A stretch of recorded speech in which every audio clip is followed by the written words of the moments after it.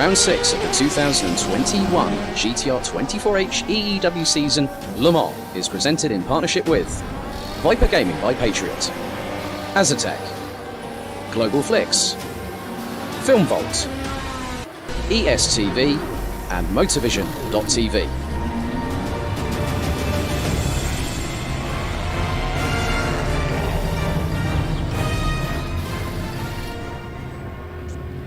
A 1v2 for the tournament. Pressure is on.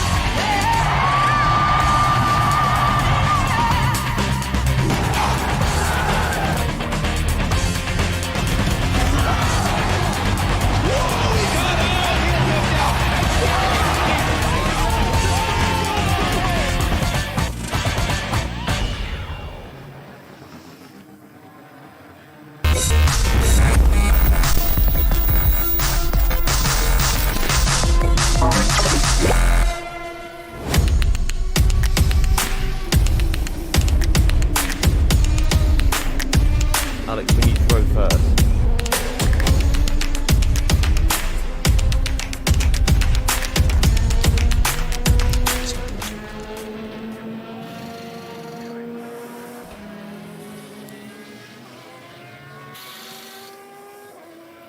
Racing for Green is here to help you carbon neutralize your racing. By planting new trees, Racing for Green offers to make your racing carbon neutral. We already have the calculations, contacts, infrastructure, deals and solutions ready for you to easily buy carbon neutral laps on any racetrack. It doesn't matter if you are a racing fan, team owner, driver, sponsor or partner. Anyone can buy CO2 neutral laps in the Racing for Green webshop and trade CO2 emissions for New Forest. Racing for Green.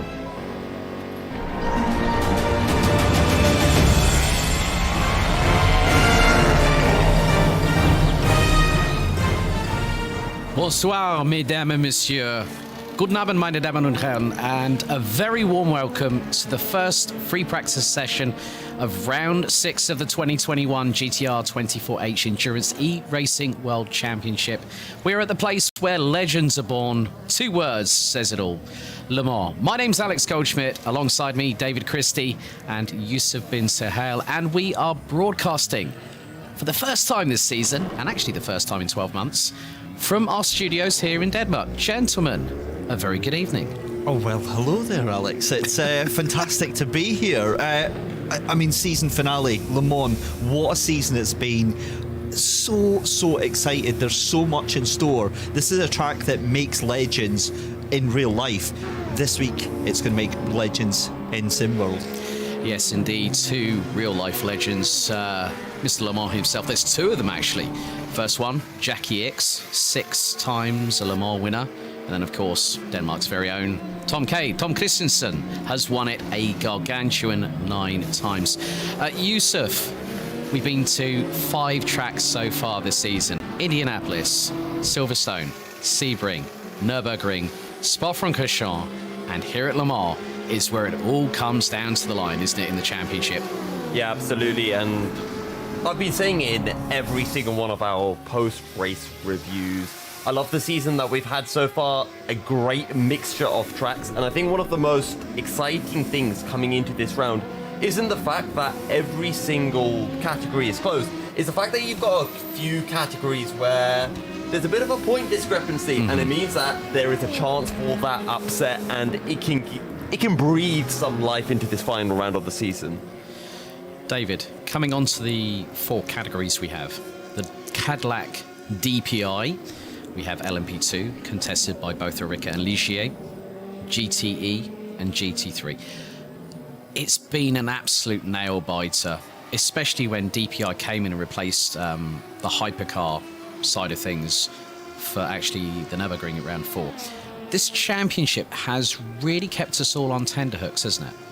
It really has, and for so many different reasons. For example, with the DPIs and the LMP2s, there's supposed to be this clear difference between the two, and yet through the season, because of our newcomers coming in at Nürburgring with Satellite Racing, the two of them have absolutely been going for it toe to toe. And then you look at the GTEs. Thankfully, they're a little bit more separated than the GT3s, but yeah, everybody has been just really duking it out through the season, and there's never really been a clear a clear leader through the GTEs and the GT3s. Yusuf, coming into the championship standings, let's firstly take a look at DPI. Now, firstly, we have to give a shout out to our new podcast talk show host who will be joining us here tomorrow, Mr. Kieran McGinley. Had a very fantastic interview with one of the new signings, Henry Sinek, the Estonian, who is an absolute leviathan. He is completely ruthless. We got a great insight into the man behind the racer. He's one of those drivers that we really have to watch out for. Well, I'm going to take you way back to the beginning of the season. Hypercar, Pin Sim Drillers Esports. It was was it Martin Hemmingson or was it Henry Sinek that took it over the wall? The car came back out on the track, and between Hemmingson and Sinek, they absolutely made mincemeat of the field. Well, you say going back to the start of the season. I'm going to go back to next year, or to last year, because Henry Sinek was on absolute fire. This guy has been such a monster in endurance racing, at least in the Endurance E-Racing World Championship, and I'm sure in various other series that he's racing in. Yeah. But the man is just a monster, and we've been seeing it this season. Martin Hemmingson and Henry Sinek, when they were in the Pin Sim Drillers, in the hypercar, absolutely at the top of their game. So much pace. And now moving into the satellite racing car with a DPI, having, well, few less races in the season, with the championship for DPI only starting at the Nürburgring. 3 rounds, they're already making headway. They're already 14 points clear of the sister team Satellite Racing. And to be honest, they see themselves winning this championship, and there's no reason that they shouldn't. Completely the case. I mean, David, you look at it from this perspective. We've had 4 teams compete in DPI. So we've got the sister car, the 65, that is currently 14 points adrift on 39. We know that it's double points, which means it's ever more anticipated what's going to happen over the course of the next few days. Team Viaductum, we know that team very well through previous years of GTR24H. And then the newcomers from Malaysia, Axel Sports, founded by the legend Malay driver that is Mr. Alex Young, that myself and Yusuf had that fantastic interview.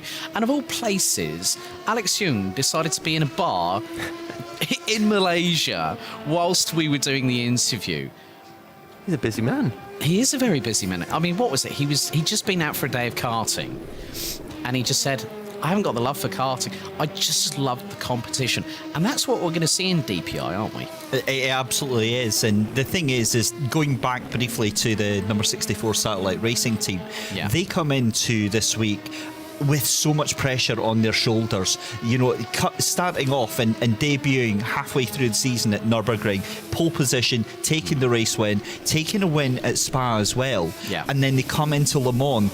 They are, you know, the odds are in their favour, but that also works against them because all of the other teams now have nothing else to lose. They can just absolutely go for this race. And Alex, me and you have been around the block enough to know that Le Mans picks its winners. It doesn't matter how hot a favourite you are, it all goes down to how much luck you have on your favour on the day. And as a fellow countryman, a man who's also won at Le Mans, Alan Manish said that you do a full Formula One season in an adventure twice around the clock. Yusuf, we have some new developments in DPI. we welcome back Team Rookie Monsters. I'm so looking forward to seeing them out on the track. I'm so looking forward to welcoming some old stays from EEWC 2020 back into the league.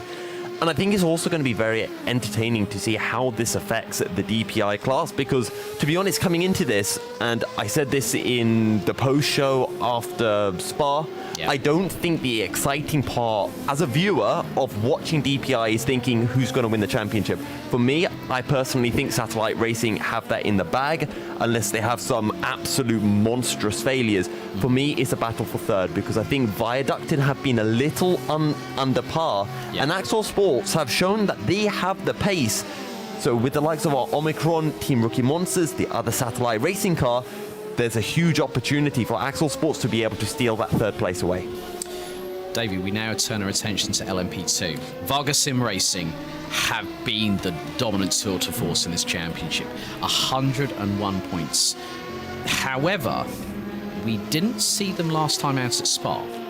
This has now closed everything up a little bit because we've got the pairing of Juices Motorsport, Mugen Sim Racing now. I've had a lot of conversations with Nick Newcomb, team boss at Juices, and he says that, very interestingly, that the LMP2s are going to be possibly on pace, maybe slightly quicker than the hypercars, like the DPIs.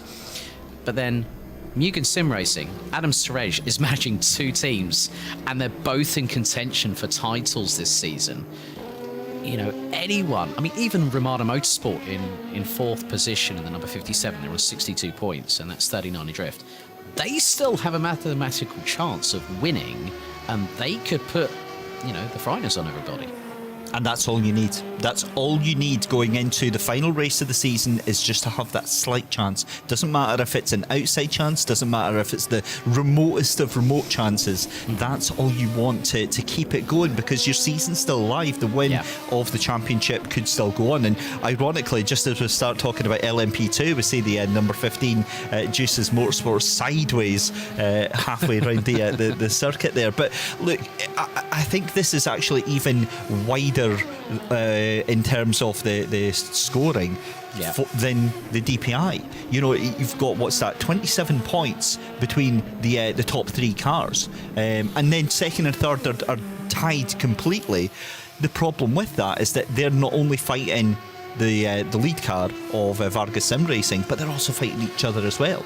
Yeah, very much the case. I mean, Yusuf, going to come to you now. Varga were not at Spa. I haven't seen them in the server tonight for the moment for this free practice session. Could it be that we are going to have no Varga, we're going to have a straight-up dogfight for the title? I'm sorry to put you on the spot there, but I'd rather ask you the question. It's a valid question. I'm going to throw your mind back to the wonderful interview that Kieran McGinley did with Henry Sinek, where Henry Sinek talked about, and he was rather ruthless in this fact, but he talked about how he thought the competition just wondering, maybe Varga Sim Racing feel the same way, and they say, you know what, we're going to handicap ourselves. And, you know, I'm ever the lover of controversy. Maybe they're saying, you know what, we don't need to race at Spa, we don't even need to qualify, we're going to give ourselves a challenge for Le Mans. Top gear from the rear, in other words, effectively. We're going to go on to GTE. Now, I'm having a look at the number 53 of Musto GD Esports. The big beast, as it's normally called. You know, we see those big memes, you know, going through Le Mans, and you see a little Aston Martin, and all of a sudden everyone expands the beamer, and it's like this big, like, monster on steroids just behind. The number 53 has had a real good run of luck. They had a win at Silverstone, a win at the Nürburgring, a win at Spa. That's 3 wins this season. However, WOSR, iZone Performance, the Spanish team running in the Porsche 991 RSAR, you remember when they had that massive off at Silverstone? Yep. Whacked the barriers coming down the hangar straight. They've kept themselves pretty much in contention. You know, they've taken a win at Sebring, a second at the Nürburgring, they took third at Spa, and they're within 13 points. Then you look a little bit further back, DIS SR Lab. the sister car, the 54, which had dramas. Now, which race was it? Was it Indianapolis where we had one of the Musto cars? They had a 3-lap penalty for resetting, got put onto slicks on a wet pit lane, went to leave, the rear axle spooled up and sent them into the path of another car and really curtailed the system. Do you think a team game might come into play between the Musto cars this absolutely. weekend? If you've got two teams and you're battling against a team of the quality of WOSR, you absolutely have to start playing the team game. And this is a rivalry between Musto and WOSR that actually started last year when Musto took the GTE title. And I'll be honest, they were the only team in the GTE class. But come the final round in Le Mans, that's when WOSR made their entry. And they actually beat Musto in that final round of the season. And now heading here into Le Mans this year, double points on the cards, WSR win, they've pretty much got the title. And this is, for me, the first of our 4 classes where I honestly feel we have a battle for the championship. Sure, in the other classes there's a mathematical possibility, but there's only really a chance if mechanical failures come into play, whereas this, I feel, is a straight up a dogfight, a pure battle of performance where both teams have to push to the absolute limit. And with the top 4 teams in GTE covered by 38 points, David, this is going to go down to the wire. We're not going to find out until the checkered flag flies at 2 p.m. And this is where it gets interesting, because we wind the clocks an hour back, don't we? So we start at 3 p.m. on Saturday, we finish at 2 p.m. Sunday. Everyone's going to be wringing the living necks out of these cars over 24 hours, and mechanical sympathy here at Le Mans is a key factor. Yeah, it's absolutely huge. I just want to roll back to what Yusuf was saying there, actually, about the team orders for Musto GD Esports. I think if they're smart, if they're playing as a proper team, that's absolutely the way they have to go with it, given that the 53 is in the prime position, it's in the lead of the championship. The 54 has to play rear gunner, it has to support as much as it can. However, if it's the point that the 54 is outscoring that 53, which I hope is not going to happen, as we see the 54 doing a pirouette there, the 54 then takes charge, because the 54 can still potentially win this championship. Obviously it's a massive outside chance, but the 53 gets first dibs, as it is with the championship. So hopefully that's how it's going to play out. But as you said, I think this is the first one that we've seen where there is a proper ding-dong battle going on with WOSR iZone Performance. They really are within a shot. But again, it comes back to, like we were saying with the DPIs, they come into this weekend, they've on such a high. They won at Nürburgring, they won at Spa. They come in with their backs up and their heads held high on that one. But again, that could cost them, because again, they come in with all that energy. They've got to try and back that up. With what you were saying, Alex, going right to the wire, mechanical sympathy is so huge in this sim. R Factor 2 is well known for being one of the only sims that properly represents mechanical damage over such a long stint of time. So they have to look after both the tyres, both the engine, both the mechanics of the car, but also the drivers as well. The drivers is such a huge thing, and it's something I don't think we talk about enough, just how draining these events are, especially with some drivers taking part in VR. They really do have to look after themselves.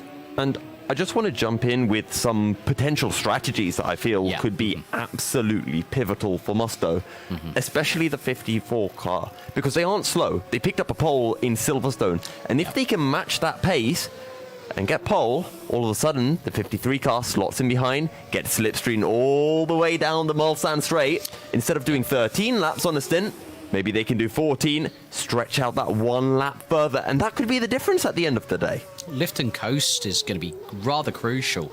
I mean, we're going to be keeping a keen eye on every single one of the 4 classes. Yusuf, final class, GT3. Unison Racing have effectively, at this moment, been pretty much the belle of the ball. 3 victories: Indianapolis, Silverstone, last time out at Spa.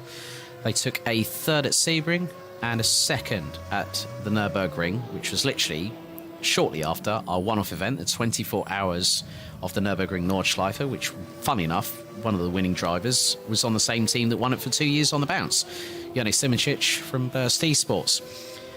But they're not out of the woods yet here at Le Mans. And the interesting thing is, so far this season, it has been a unison show. Yeah.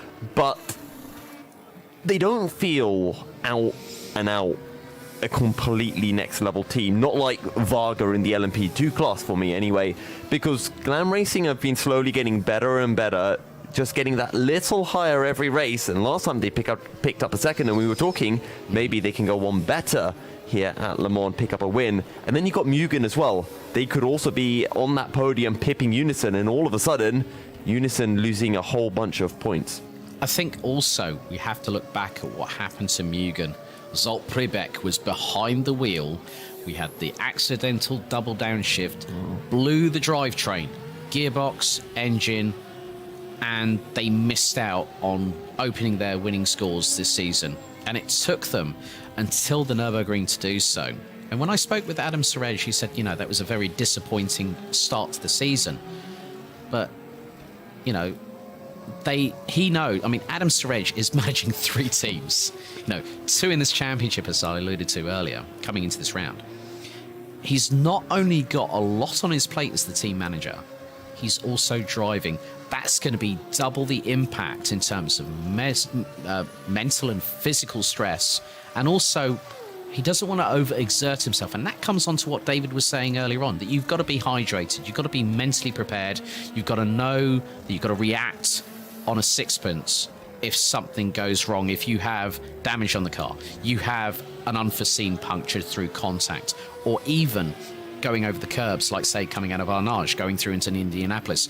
Those are 2 key points on the circuit where we've seen it in both virtual and real life, where you get that braking zone wrong, you are either off into the gravel or you're hard into the barriers. Absolutely. The thing is that it's a double-edged sword on that one in terms of their team manager. Some would say that you want somebody that is disconnected, that is completely fresh and has a complete different focus from the race drivers, that can not be emotionally affected by anything that's happening on track and has a clear vision of what is expected. Whereas on the other hand, there's a lot saying for somebody behind the wheel that actually or making the calls on the strategy, that knows what the car is feeling like, knows what the drivers are experiencing in terms of, can we eke out an extra couple of laps by lifting and coasting? Can we do this? It does give them a better understanding.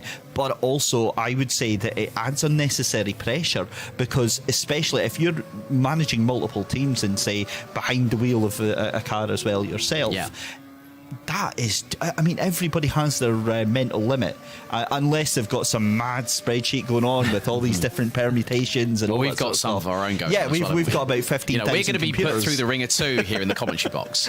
But I mean, everybody has their limit, Alex, and it's finding that. And the thing is, if he's comfortable doing that and he can absolutely do that to the best of his ability, all on you go, because I certainly couldn't do that. I struggled just to be able to drive in a straight line for more than an hour. But if he can do that, manage his team, get them to the best possible position, that's what works for them. I think also, Yusuf, we come on to the rest of the teams behind the 2 main championship protagonists. One Move Esport in the 26 Ferrari.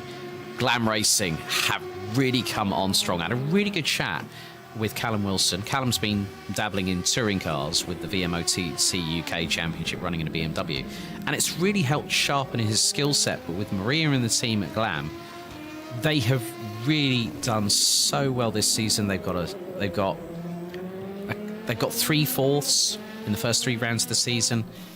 Nürburgring was the 3rd. They got the run-up spot. Surely a win might be on the cards, touch wood, at Le Mans. And when you look at Glam Racing, they've been doing everything right, in the sense that they've been slowly growing as a team, getting quicker and quicker. And whether that's a fact of the drivers getting used to maybe Callum Wilson's setup, or it could be a number of things. Maybe them just finding a good setup. It does look like they are very, very close to being able to pick up the win. And I think one good thing that we've been seeing from Glam Racing so far this season is they're incredibly consistent. They don't make many mistakes. They don't overdrive the car. And here at Le Mans, those are very critical conditions to be able to tick if you want to be able to pick up a win. And this track, 13.626 kilometers.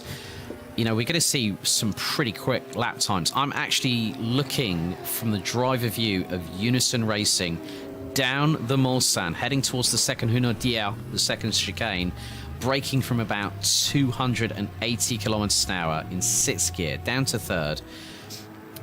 And whilst they're going over the curbs, David, you know, traffic is going to be key, especially during the night. If you get through the night, you get to happy hour when the sun starts to rise, you know that you've broken the back of the race, but you still have to push that little bit harder to get to the checkered flag. It's how do we describe this Le Mans at night? The thing is that it is pure unadulterated adrenaline for the drivers, because it's pitch black. You've obviously got the some of the trackside lighting and things like that. You've got the lights of the cars around you, but your eyes are on stocks. Your adrenaline glands are just constantly pumping for the amount of time you're doing your stint. And you've got LMP2 cars, you've got DPI cars, you've got GT3 cars, you've got GTE cars. Whatever class you're in, you're going to have at least several cars coming flying by. And there is no word for how that feels at night time. It is an incredible experience. In fact, for a lot of these drivers, it's actually their favourite part of the stint, for myself included. I absolutely hate racing at night. My night vision is not the greatest. Well, we're not going to go into 2019 in you at Silverstone. We'll leave that. But it's an intimidating experience, and we've spoken very briefly about the physical toll and the mental toll for drivers. The nighttime stint, I would say, is the hardest part for a lot of the drivers, and it's also the most rewarding because it's the toughest part for a driver to actually do. And they get out of that car, they're absolutely buzzing, but they likely have to have more time to recover if they're not accustomed to doing that. Yeah, we've also got a new addition to the GT3 crew for the Le Mans finale and for 2022. Yusuf had the chance to speak to Valdemar Eriksson from Aztec Simsport, they brought the brand with the 4 rings along for the party. The Audi R8 makes its debut this season. Great to have that car on the grid, isn't it?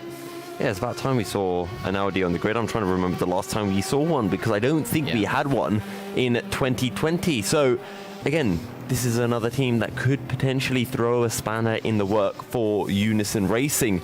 We'll see what they have available to them. To touch back on what David was saying, I think we might be able to experience what the sim drivers are in the nighttime sim. We've got some nice energy drinks that have been very kindly provided by Nocco, and I think that might have our eyes on stalks potentially. Well, people might be wondering, hang on, these are quite lovely new shirts we're wearing. A big thank you to Sten Golson for these fantastic Eton shirts. I mean, guys, they're really comfortable, aren't they? I'm not gonna lie, you are not getting this back. This is mine. Sorry guys, I'm running. This is seriously. This is. I've worn quite a lot of shirts before, and this is probably the nicest thing I've ever worn. That's. Oh my God! I know, right? Are you blushing? Yeah. I think it's more shame that that's actually a true statement. No, they are fantastic. They're so comfortable, really light, and really enjoyable. No, I was mentioning to David as well, as I hear the advert music, so I don't think we're in an advert though. It's fine. We're still on screen, but I was mentioning to David when I was unpacking it, I thought, this feels kind of dirty. It feels too good for me. I don't deserve. He did actually say that. It's a shame I didn't witness that, really. I'm kind of glad you didn't, to be honest. You're just having a moment. You've got in enough there. ammunition against me already. The funny thing is, we've been doing vlogs all the way through, starting from this morning. We've had a very, very long day, but, you know, one of the biggest things, guys, you know, we've been sat at home for pretty much the whole season, and to finally be here in the studios at GTR24H HQ in Denmark, I think it all really sank in where we got through airport security, chilled out, got on the flight, met up with Peter and John finally. Had some fantastic pizza as well, I might add.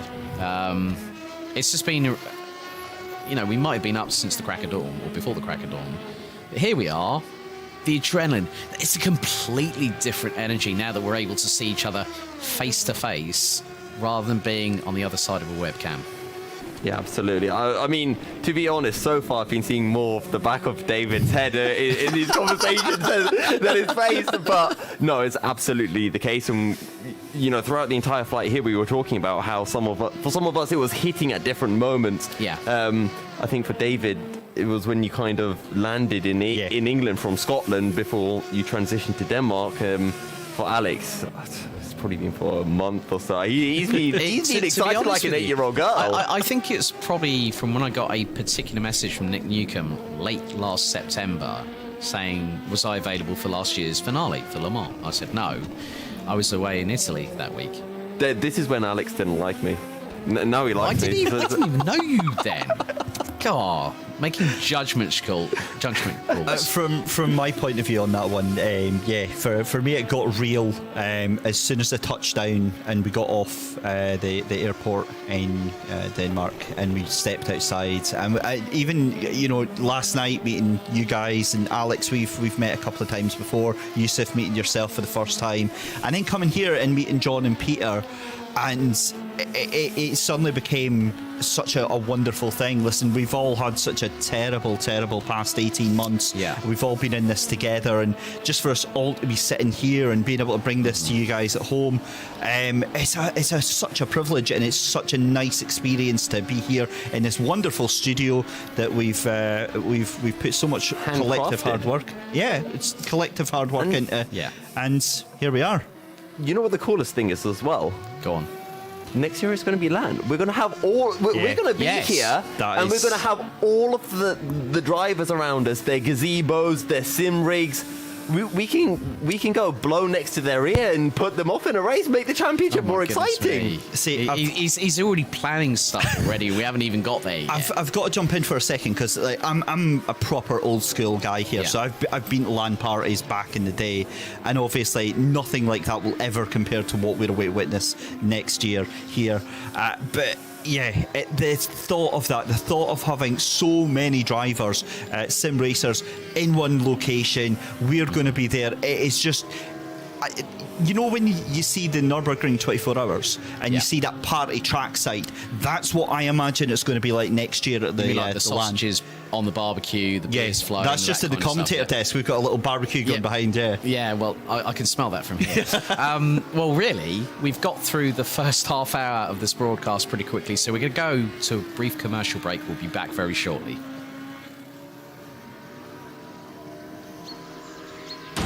Round 6 of the 2021 GTR24H EEW season, Le Mans, is presented in partnership with Viper Gaming by You enjoy Patriot, that, Peter? Azatec, Global Flicks, Film Vault, ESTV, and Motorvision.tv.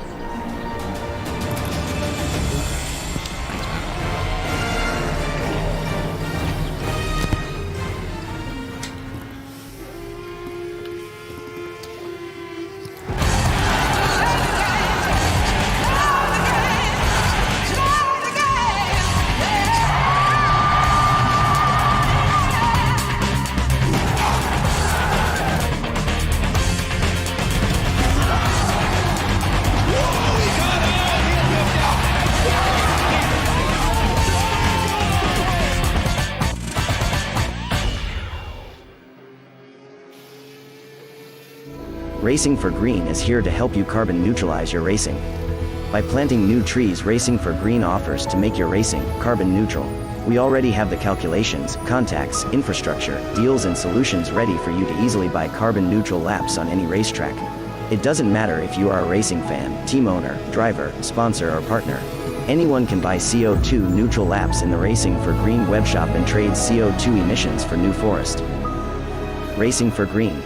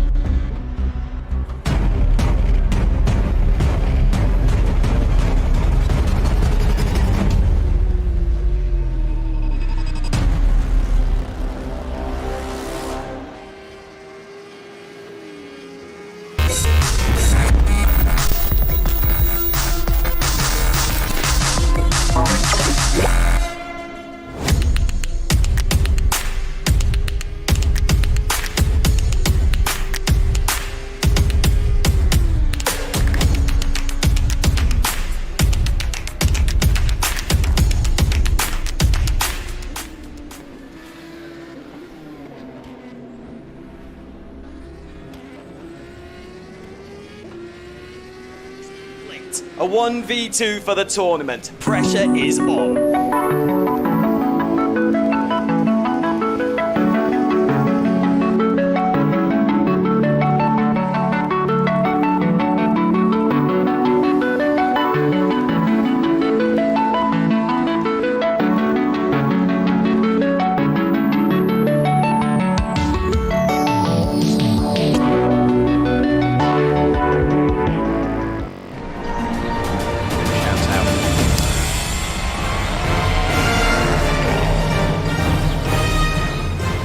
So, the Marseillaise brings us back to just after our commercial break. A big thank you to all our partners and sponsors here at GTR24H, the likes of Azatec, Viper Gaming by Patriot, the carbs company Nocco that have been supplying us with these fantastic Focus and Limon de Sol drinks for this over the course of the weekend. Global Flicks, Film Vault Limited, Esports Television Network, Motovision TV, Sten Goldman with regards to these lovely Eton shirts.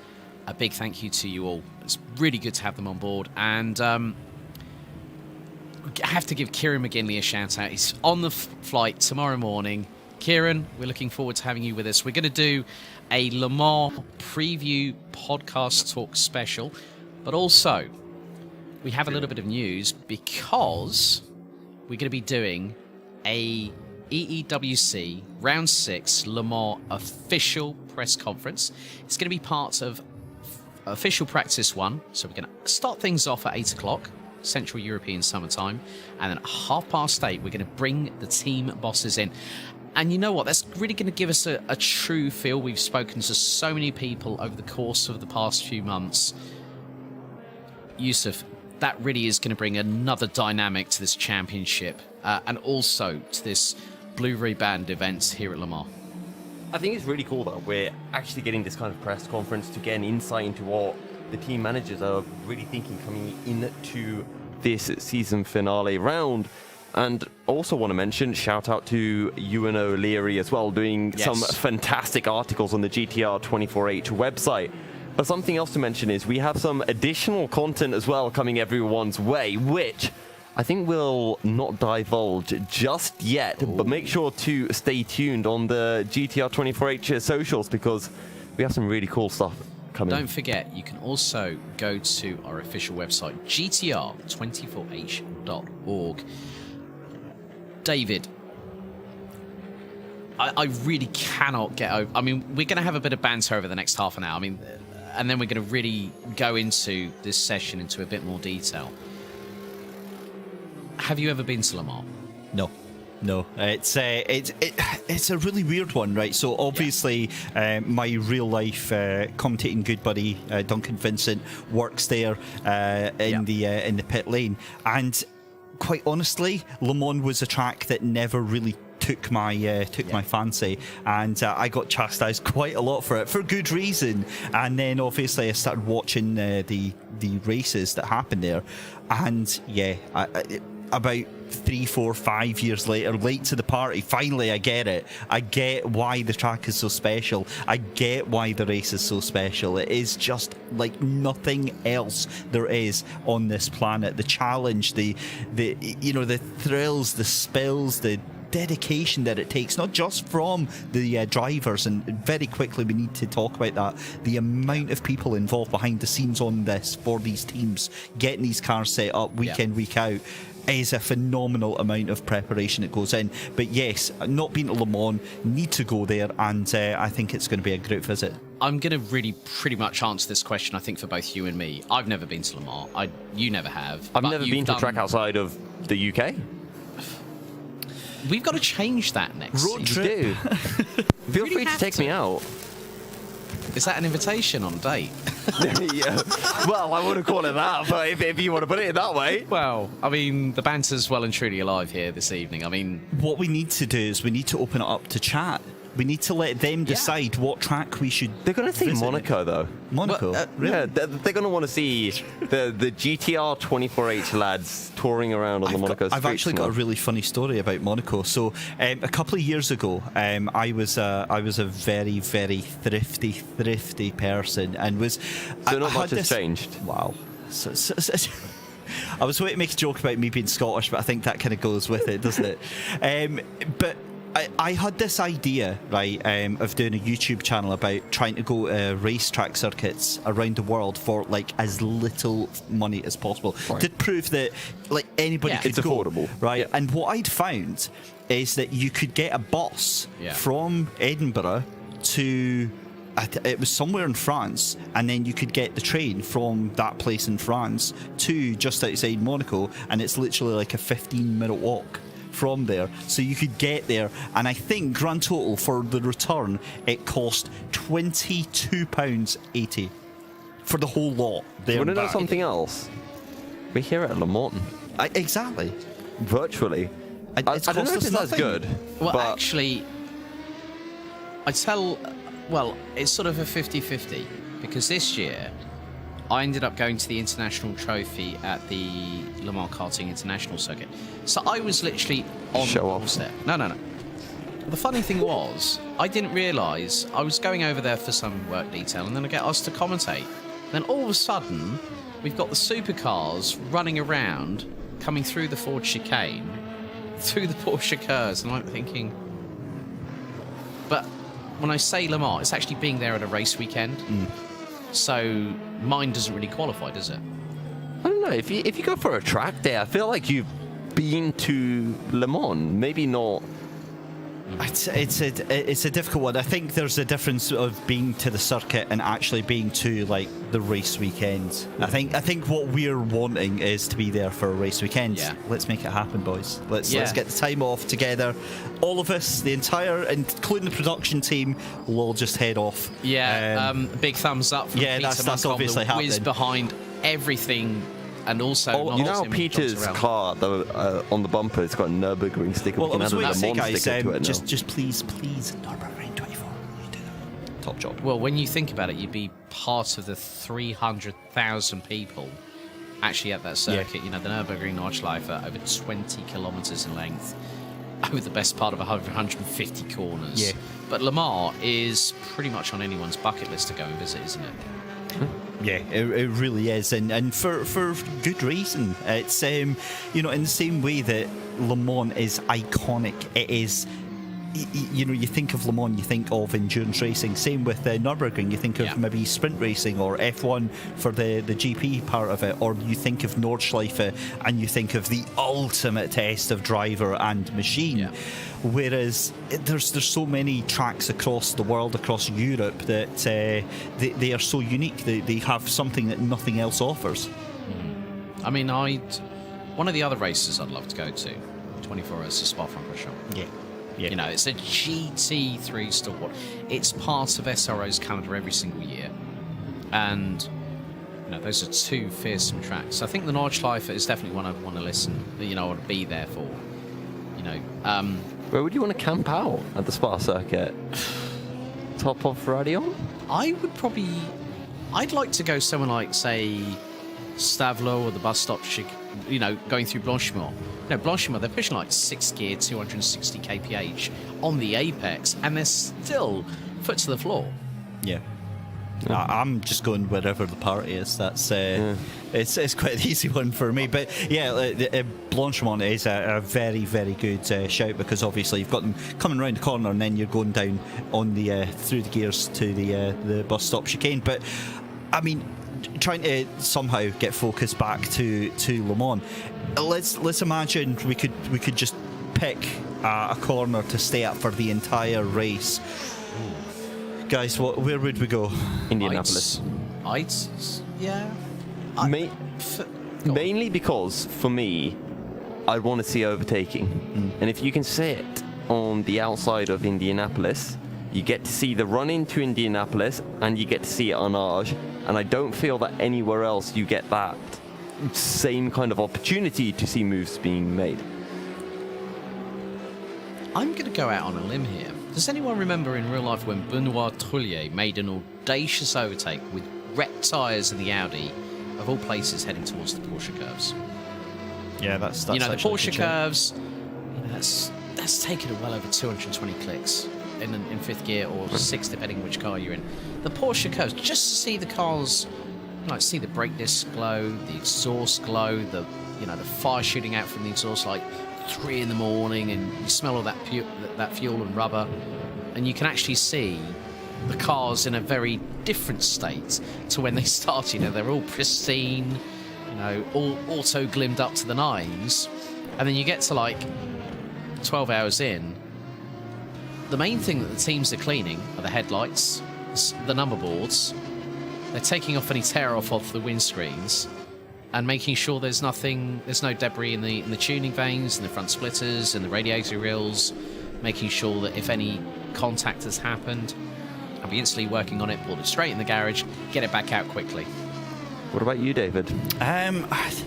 I'm kind of drawn between the first chicane, which I thought sounded like a nice place to be, but in reality, thinking about it, is, oh my goodness me, Matthias Harvig, absolute tank slapper, and throws another car into the wall there. I was in the middle of a thought there. That's Sector 3, and that was one of the DSR cars, I think, maybe? Wow, that was like the dream team. Brutal accident, nonetheless. Are having a nightmare. This seems to be a running gag with them, unfortunately. Not through any of their detriment, but it just goes to show that's exactly what we were talking about. Mechanical sympathy. Yep. You make a mistake, your race could be over before it's even got on going. And not just that as well, and I'll come back to the conversation about the corner in a minute. On that note, how often have we seen when you get a car that has a moment and goes into the wall, gets some damage onto the car itself? Guaranteed, absolutely guaranteed, within 4 or 5 corners that car's going to have another accident. And then that goes from being, maybe say 5 minutes of repairs to 25 minutes of repairs. And that's where the real damage happens, because most drivers, they need to practice as much as they need to practice going fast. They need to practice going slow, and they need to practice how to work with a damaged car, because they don't put, in my opinion, enough time into that. And that is where you really could save a lot of time, because if you can minimise that damage and keep it to as little as possible, that's what's going to keep you in the position. Because, as we said before, it's all about luck. It's all about minimising risk. And I want to follow up on that, because that's a really good point that you just made about how these accidents happen. And one of the most common form of accidents that we see in the Endurance Racing World Championship is the driver will have an accident, they'll head off, they'll have a little wiggle, suspension seems fine, tracking seems fine, they go into a corner, oh no, rear wing's gone, back end just steps out, and they whack into a wall, lose a wheel, something like that. And the driver doesn't really know. That has to be on the teams to be keeping a keen eye and saying, whoever it is, you don't have a rear wing, be really cautious through the corners. I think that would help, but I think also there's a certain onus on the drivers when they have an accident. If it's a big accident and it's big enough to take, if you go rear ending into a wall, but take a check. Not just that, I think for me, what I would suggest is, treat it like you're taking the car back out of pit lane. It's cold tyres. It's completely cold car. You've got no idea. Those first couple of corners are a purely exploration thing where you're trying to see, first of all, if the car will actually stop in a straight line, because you just don't know. So that is a huge thing. And how often have you seen that, though, Yusuf, where accidents lead to more accidents, and they didn't need to happen? They could have easily, saved themselves minutes upon minutes of repairs and potentially ruining their race. On the other hand, how often have we seen it where you get some drivers and teams where it looks like it doesn't matter what they do to their car or to their team, that they're somehow invincible and they can just shrug it off? And I remember back to Le Mans last year, we had, I'm trying to remember what it was, I think a few Code 80s, I believe it was called. Okay. Because drivers had lost the wheel, driving on 3 wheels down the Mulsanne straight, On that trying road, to absolutely peg it to get back to the pits. And the stewards just have to come on, because their whole car's all over the place. Yeah. Stewards have to come on, say, Code 80, you're all down to 30 miles an hour, whatever it was. And instead of being able to limp back to the pits at 50, you're in a much trickier situation. And that driver mentality can really get to you. And on a kind of a side note from that, sometimes driver has a spin, driver behind has 2 options. You keep the foot in, try to avoid the incident, or you jump on the brakes, and 9 times out of 10 you can keep your foot down and it's fine, but that 1 out of 10 time, that can cost you the championship. Yeah. We saw that right there with the DSR. LMP2 cars, where one has an accident and the other one has to take that split-second decision. True. Do I keep it on keep it pinned, or do I try and take a evasive manoeuvre? And 9 times out of 10, it's the wrong decision. Doesn't matter what you do, it's the wrong thing to do. And you're either going to be straight into the car or you're going to be straight into the barrier. And unfortunately, also 9 times out of 10, it's the car that's following behind that actually gets the worst damage, because you've got the car in front. If it doesn't get hit and it just spins off, then it can just pull away like nothing's happened. But that car behind has then just absolutely destroyed itself. And what's it got to show for it? It's not really done anything to deserve that. Now, there is one thing in the last 40 minutes or so that we haven't mentioned: weather. Now, at the moment, air temperature 23 degrees, track temperature 29 degrees. You know what I think we need to do? Let's see if we can get a weather forecast of what it's going to do in terms of the next few days. Look at that. Peter's at the top of his game. That's at the moment. But we all know, David, rain plays a part, doesn't it? It absolutely does, and as if you watch here, this is progressing in, or it was progressing in. Peter doesn't like time you. there. Yeah, it just, as soon as it's there, it's like, no, I'm not going to give David any help whatsoever. You're on your own here. Look, Thrown under the bus, you were. I'm used to that. What can I say? But that is a fantastic point, because weather plays such a key part here.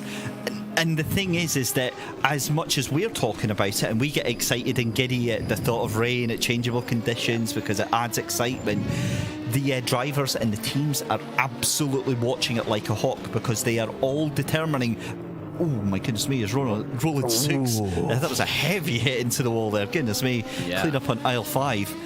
Sorry, I had to steal that from Alex there. Yes. But Thanks for that. weather-wise, the team managers will be absolutely pinned to the radar on that one, because the setup is so important on these cars, as you see a replay of Roland going into the barriers there.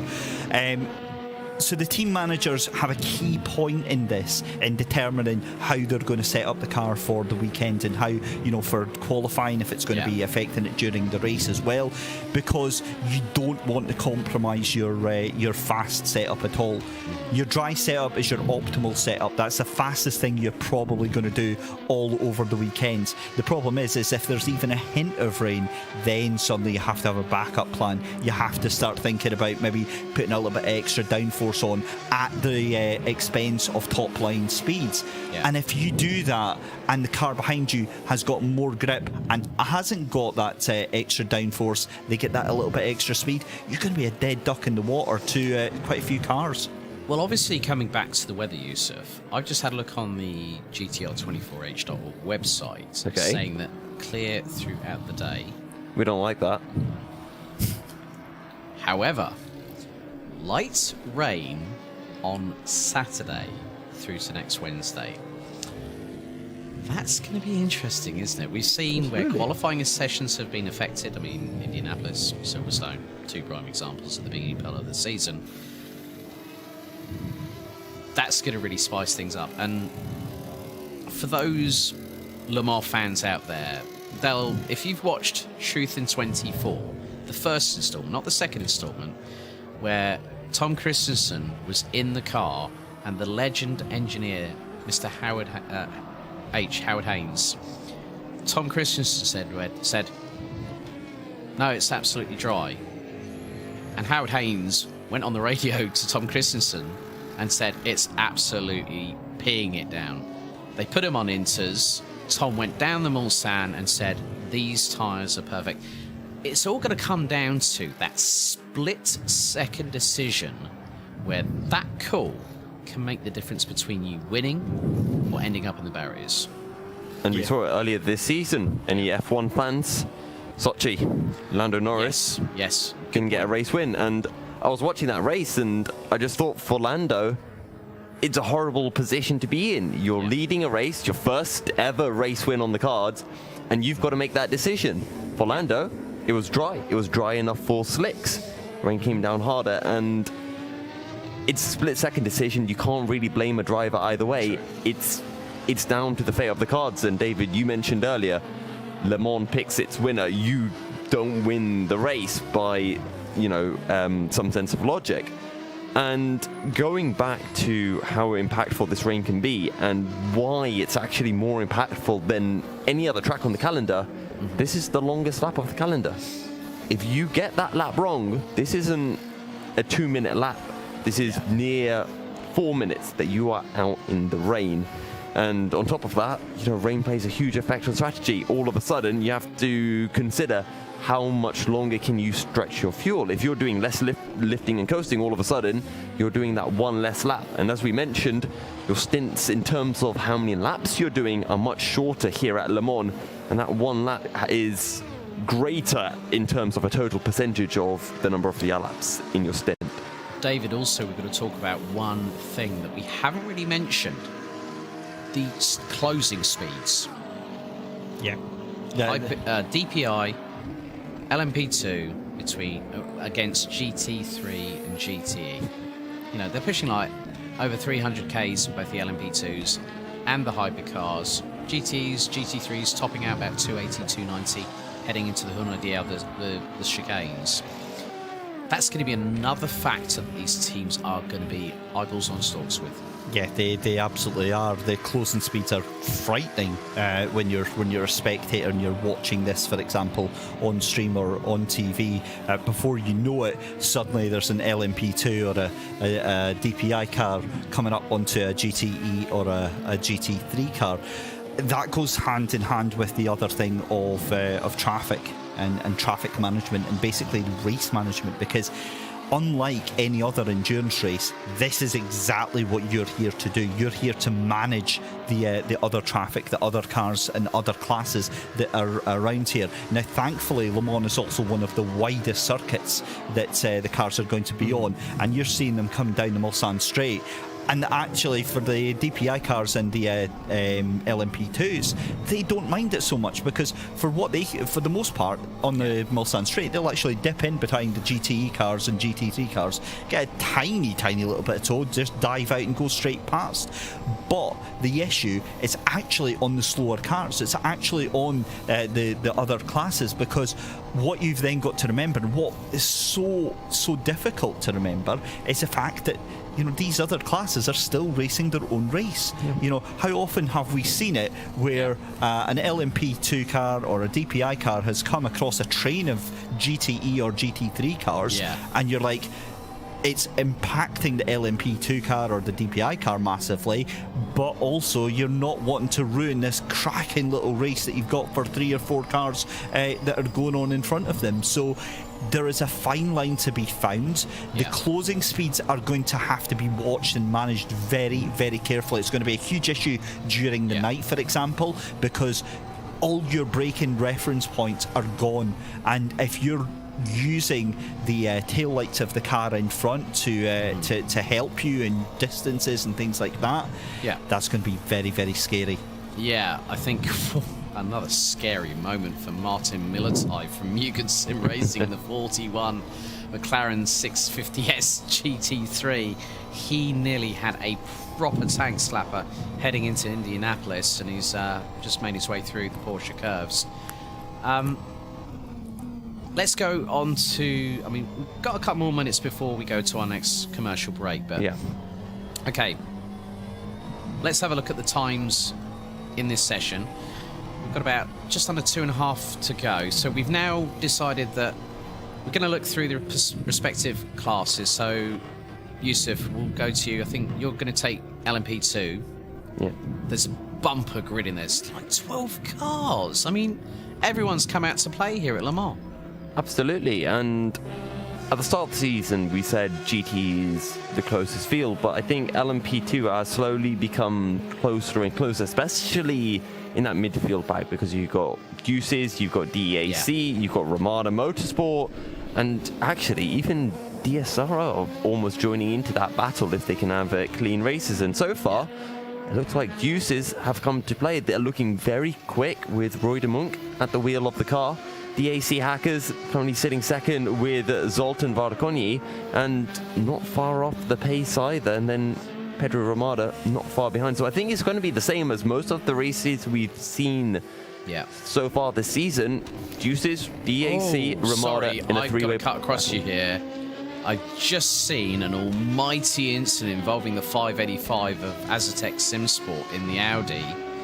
There was one car, it was a McLaren, it was actually one of the newer entries, it was ID SimSport. That was a heavy clash between the pair. David, GTE, WOSR, iZone Performance with Jose Berengoya leading the way in this session. The Porsche is always strong around here at Le Mans, isn't it? Yeah, it really is. It's a cracking car to get going with. Very difficult to master, but once you do master it, it is properly rapid. Just looking at the time screens just now, it's Jose Berenguer who is currently fastest at the moment for the 51 World of Sim Racing team. ID SimSport currently second fastest just now, but just the 4 cars out in the GTE class just now, so we've got a yellow flag in Sector 2. So again, it's difficult to gauge how representative this is going to be of the final class pace, because obviously we're not getting all the cards played at this early stage of the week, but it does give you that little bit of insight. And we do have quite a few different makes out on track just now, so yeah, it's going to be an interesting one. But I really would have thought we'd see the satellite racing being a little bit further up the field just now, as we see Michael Castle having a huge tank slapper in the 188 coming out the corner there. But GTE, not much to report, unfortunately. Hopefully a little bit more in GT3. Plenty, with good to see Teleforingen back in the grid here in GT3. Zolt Pribek leads the way. Martin Millertai, who I was on board with from a driver's perspective behind the steering wheel, second. I mean, Zolt Pribek, 3:55, pretty good lap time there. Jan Brodskard from one of the ID SimSports car, the 177. We've got a McLaren 720S back again. Azatec SimSports in there as well. I think really, GT3 has been such a good class this season, Yusuf.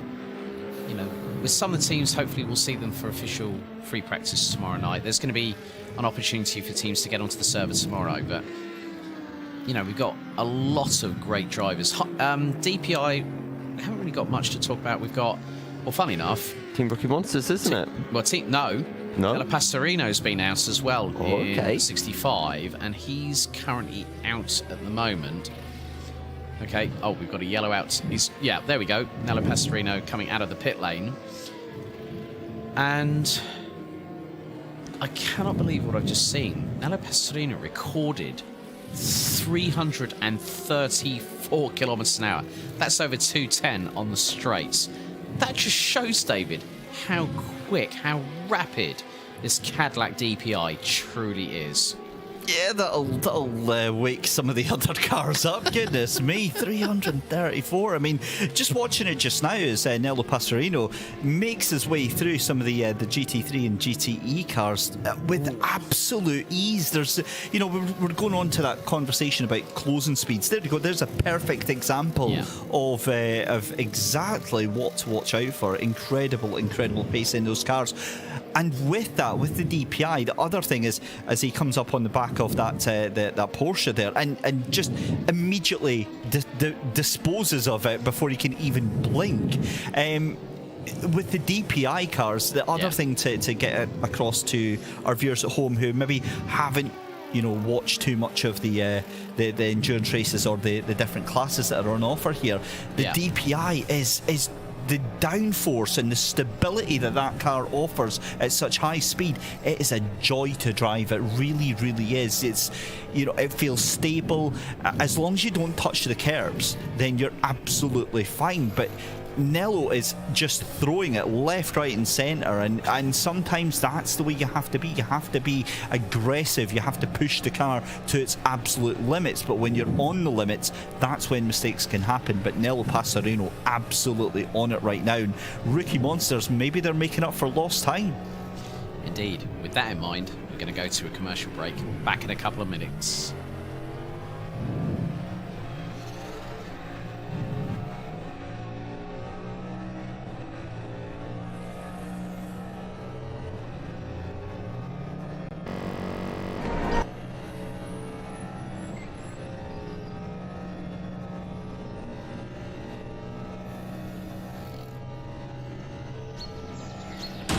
Round 6 of the 2021 GTR24H EEW season, Le Mans, is presented in partnership with Viper Gaming by Patriot, Azatec, Global Flix, Film Vault, ESTV, and Motorvision.tv.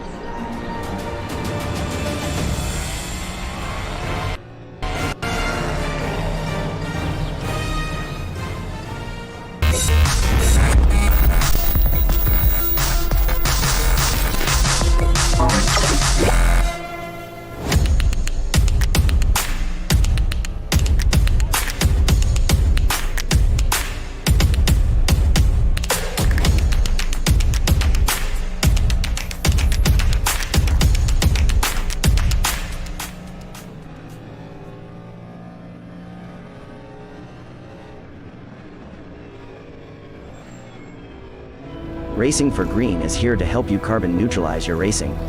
By planting new trees, Racing for Green offers to make your racing carbon neutral.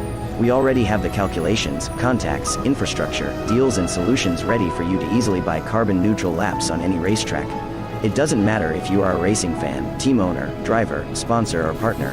Anyone can buy CO2 neutral laps in the Racing for Green webshop and trade CO2 emissions for New Forest. Racing for Green.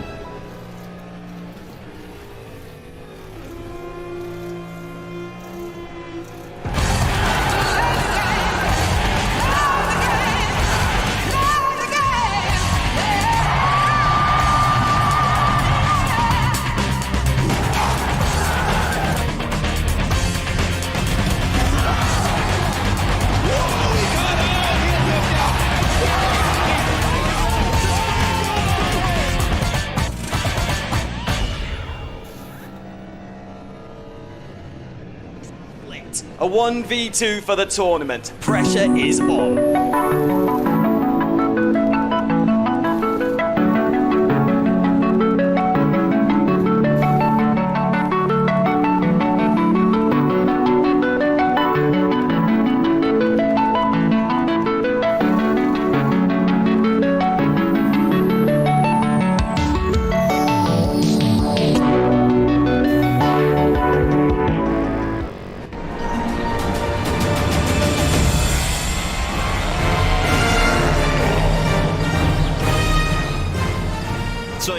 very warm welcome back, ladies and gentlemen. David Christie and my good friend Yusuf here with me, as always. Alex has left the building temporarily. I don't know what we've done to... but we've got the place to ourselves. We do. Right, so firstly, we've got to say a huge thank you to all of our commercial partners as well, to Viper Gaming by Patriot, to Noco, the no carb company. I've been living on this stuff today. This is the only thing that's actually the reason I'm still awake at this time of day. I thought it was my sense of humour. To Ace Tech, to Global Flicks, to Film Vault Limited, to ESTV, Motorvision.tv, and also to Sten Goldman for these lovely Eton shirts. I'm not kidding, by the way. These are not going back. They think they're getting them back to get them embroidered. It's like, yeah. You know, when I made that, well, I thought it was a joke. Alex came, he gave a thumbs up, but I don't know if that was a thumbs up as to how good my jokes were or to your response. Or maybe he was just very happy. I think he was just happy he got to escape. That's what it was. But either way, you're here with us for the next half an hour, ladies and gentlemen. And Yusuf, I mean, obviously, there's not tons and tons that we can take away from tonight's performance. But how important do you think it is getting that practice in on server conditions, on the official warm-up server? Well, I think the answer to that is look at the drivers on the server.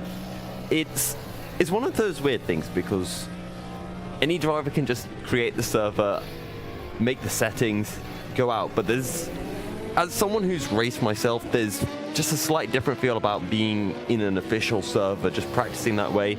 We saw the Mugen guys out. They were having a right old dice between themselves. I believe it was Donat Diesner and Adam Sered. They were literally batting like it was a 10-minute sprint race, like in cadet karting, really. And it was so much fun to watch. So the drivers are out there. They're getting some practice in, again, using the official server settings. And it helps heading into the official practice tomorrow and then qualifying. And, of course, qualifying is going to be when we really get the idea as to pace, and it'd be premature to really judge pace just off the unofficial practice session. Now, obviously, I'm coming into this weekend with the eyes of a newbie because I'm brand new to GTR24H, and for me, Le Mans is one of the best possible races for somebody that's new to sim racing to come into, because Le Mans is an incredible track for any amount of time. Now, with the fact that these drivers are going round this track for 24 hours straight, let's give some of the new watchers some of the things to think about. Let's start with the teams in terms of the drivers themselves. What impact is this going to have racing for 24 hours straight, do you think? I won't say that Le Mans is one of the most physical tracks, because in my opinion it isn't. You've got other tracks like Spa where you've got corners much more consistently and it poses a bigger threat to the drivers. But the thing that you have to remember with Le Mans is while the corners are a threat for the driver, the straights are the threat for the car. You're running at higher revs for longer, and it means that especially over 24 hours you're more likely to get those mechanical issues. And so far this season, I believe in 4 of the 5 races we've had an incident affecting some of the top runners in one of the classes in the final hour of the race. In fact, maybe even in the final half hour of the race. So you can expect drama here at Indianapolis. That's, for me, the biggest thing. The fact that something can go wrong at quite literally any point in the race. Now, obviously, Alex had mentioned earlier about mechanical sympathy. Now, what exactly do we mean when we say that? So, essentially, when you're driving, for those of you who have done sim racing, you'll of course know this, but for those of you who are new, essentially, imagine you're driving your road car. You can be the boy racing, you're going, you know, as you're upshifting. Sorry. Do you want to give us that again? Tell me actually again? I think it's one of those that I can only drop in every half hour, so our viewers are going to have to wait until the next... Are you our nyaun guy? Maybe. Meow. There we go. Yeah, there we go. Anyway. So essentially, when you're driving, you can run in those higher revs, and in qualifying, that's absolutely what you have to do, because you want to be maximizing how quickly you can go on the straight. But when you get into the race, essentially the way R Factor 2 works is because it's a sim, it's not real life, so you don't get the actual wear of an engine. It's based off percentages, based off calculations, maybe a little bit of RNG. But essentially, the easy way to break it down is the longer you're in the higher revs for, the more damage it does to your engine. I think the cutoff is around 5,000 or 6,000 RPM. So once you get into those high RPM, you just want to lift off the throttle a little bit, especially once you're in your final gear, and just coast a bit. Lift and coast into corners, and that just helps the engine a little bit. If you can stay in slipstream, that's really nice as well, because you can lift off without losing any time. And obviously that might sound a little counterintuitive, given that it's a race, and we're obviously talking about lifting off, and another term that we use is lifting and coasting. Yeah. And I mean, let's talk about fuel management and why lifting and coasting is a common thing. So firstly, what is lifting and coasting? So lifting and coasting is very simply when you're heading into a braking zone, instead of jumping on the brakes, releasing the brakes and turning in, you essentially lift off the throttle from much earlier before your braking point. So if your normal braking point was, let's say, 100 meters, you lift off about 150 meters and then just ease on the brake. And essentially that means you're off the throttle for a longer period of time, you're consuming less fuel. And one of the interesting things about this is even in the likes of Formula One, drivers will do this when they don't have to save fuel. And the reason for this is if you aren't braking as hard into the corner, let's say you stay on that brake pedal for 1/10 of a second too long. If you're really hard on the brakes at that point and you go a bit too long, you could lose 10 miles an hour. If you're a little bit lighter on the brakes at that point and you overshoot your braking, you lose 2-3 miles an hour. So it's much easier when you're lifting and coasting just to carry a little bit more corner speed and get a better exit as well. So as well as helping fuel, it can sometimes even help your lap time and let you get into a rhythm that little bit better. Excellent. Well, there we go. Hopefully that clears it up for some of you guys and girls up at home. Practice, though, again, it's such an important thing for the teams. As you said, a lot of these drivers could just set up their own session. They could do a private testing. But another thing surely has to be the fact that they're mixing with some of the other drivers in class. Do you think that gives them an idea of how much pace that the other cars have got? It's a weird one because, again, having been in some of these open practice sessions myself, you jump in and you can never really be sure what exactly is the other team holding back. And for anyone who, again, my mind goes to F1, pre-season testing, are Mercedes sandbagging as usual? That kind of aspect. You can usually be sure if you're really far ahead of another team, but then again, sometimes you're thinking, wait, hang on, how am I 2 seconds a lap quicker? You don't really know. So the best thing you can just do is get out there, put in your laps, see what the lap time difference is from your private server that you almost undoubtedly would have been practicing on to the official server, and just using that to make some adjustments, really.